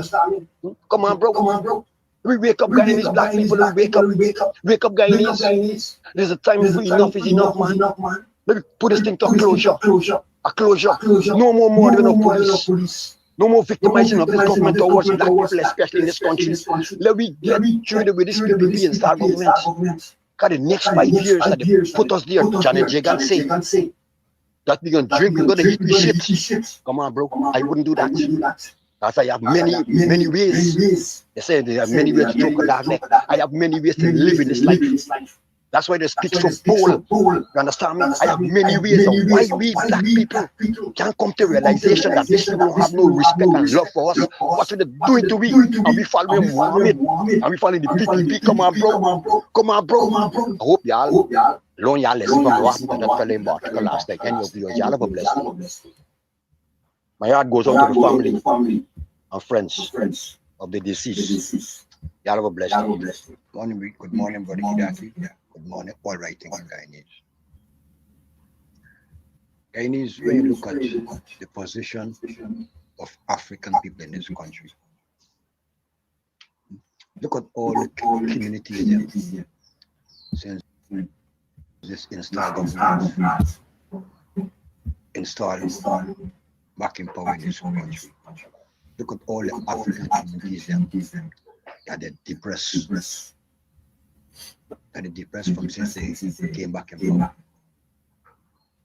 That is what this government is all about, to depress African communities, that they mustn't get nothing.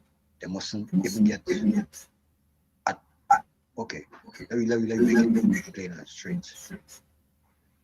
I see, and I hope that you all know this feeling, that these people need to strip us. When it says strip us, not the bottom of the ladder alone, beyond the bottom of the ladder. There is always a look at this installed government, the way they're treating black people and black communities in this country. I said, analyze it, realize it, and some of the other ethnic communities in this country that do not support them. Look and see what they're doing to them. First, they're sending drugs into the community. You know, drugs is what? Drugs like I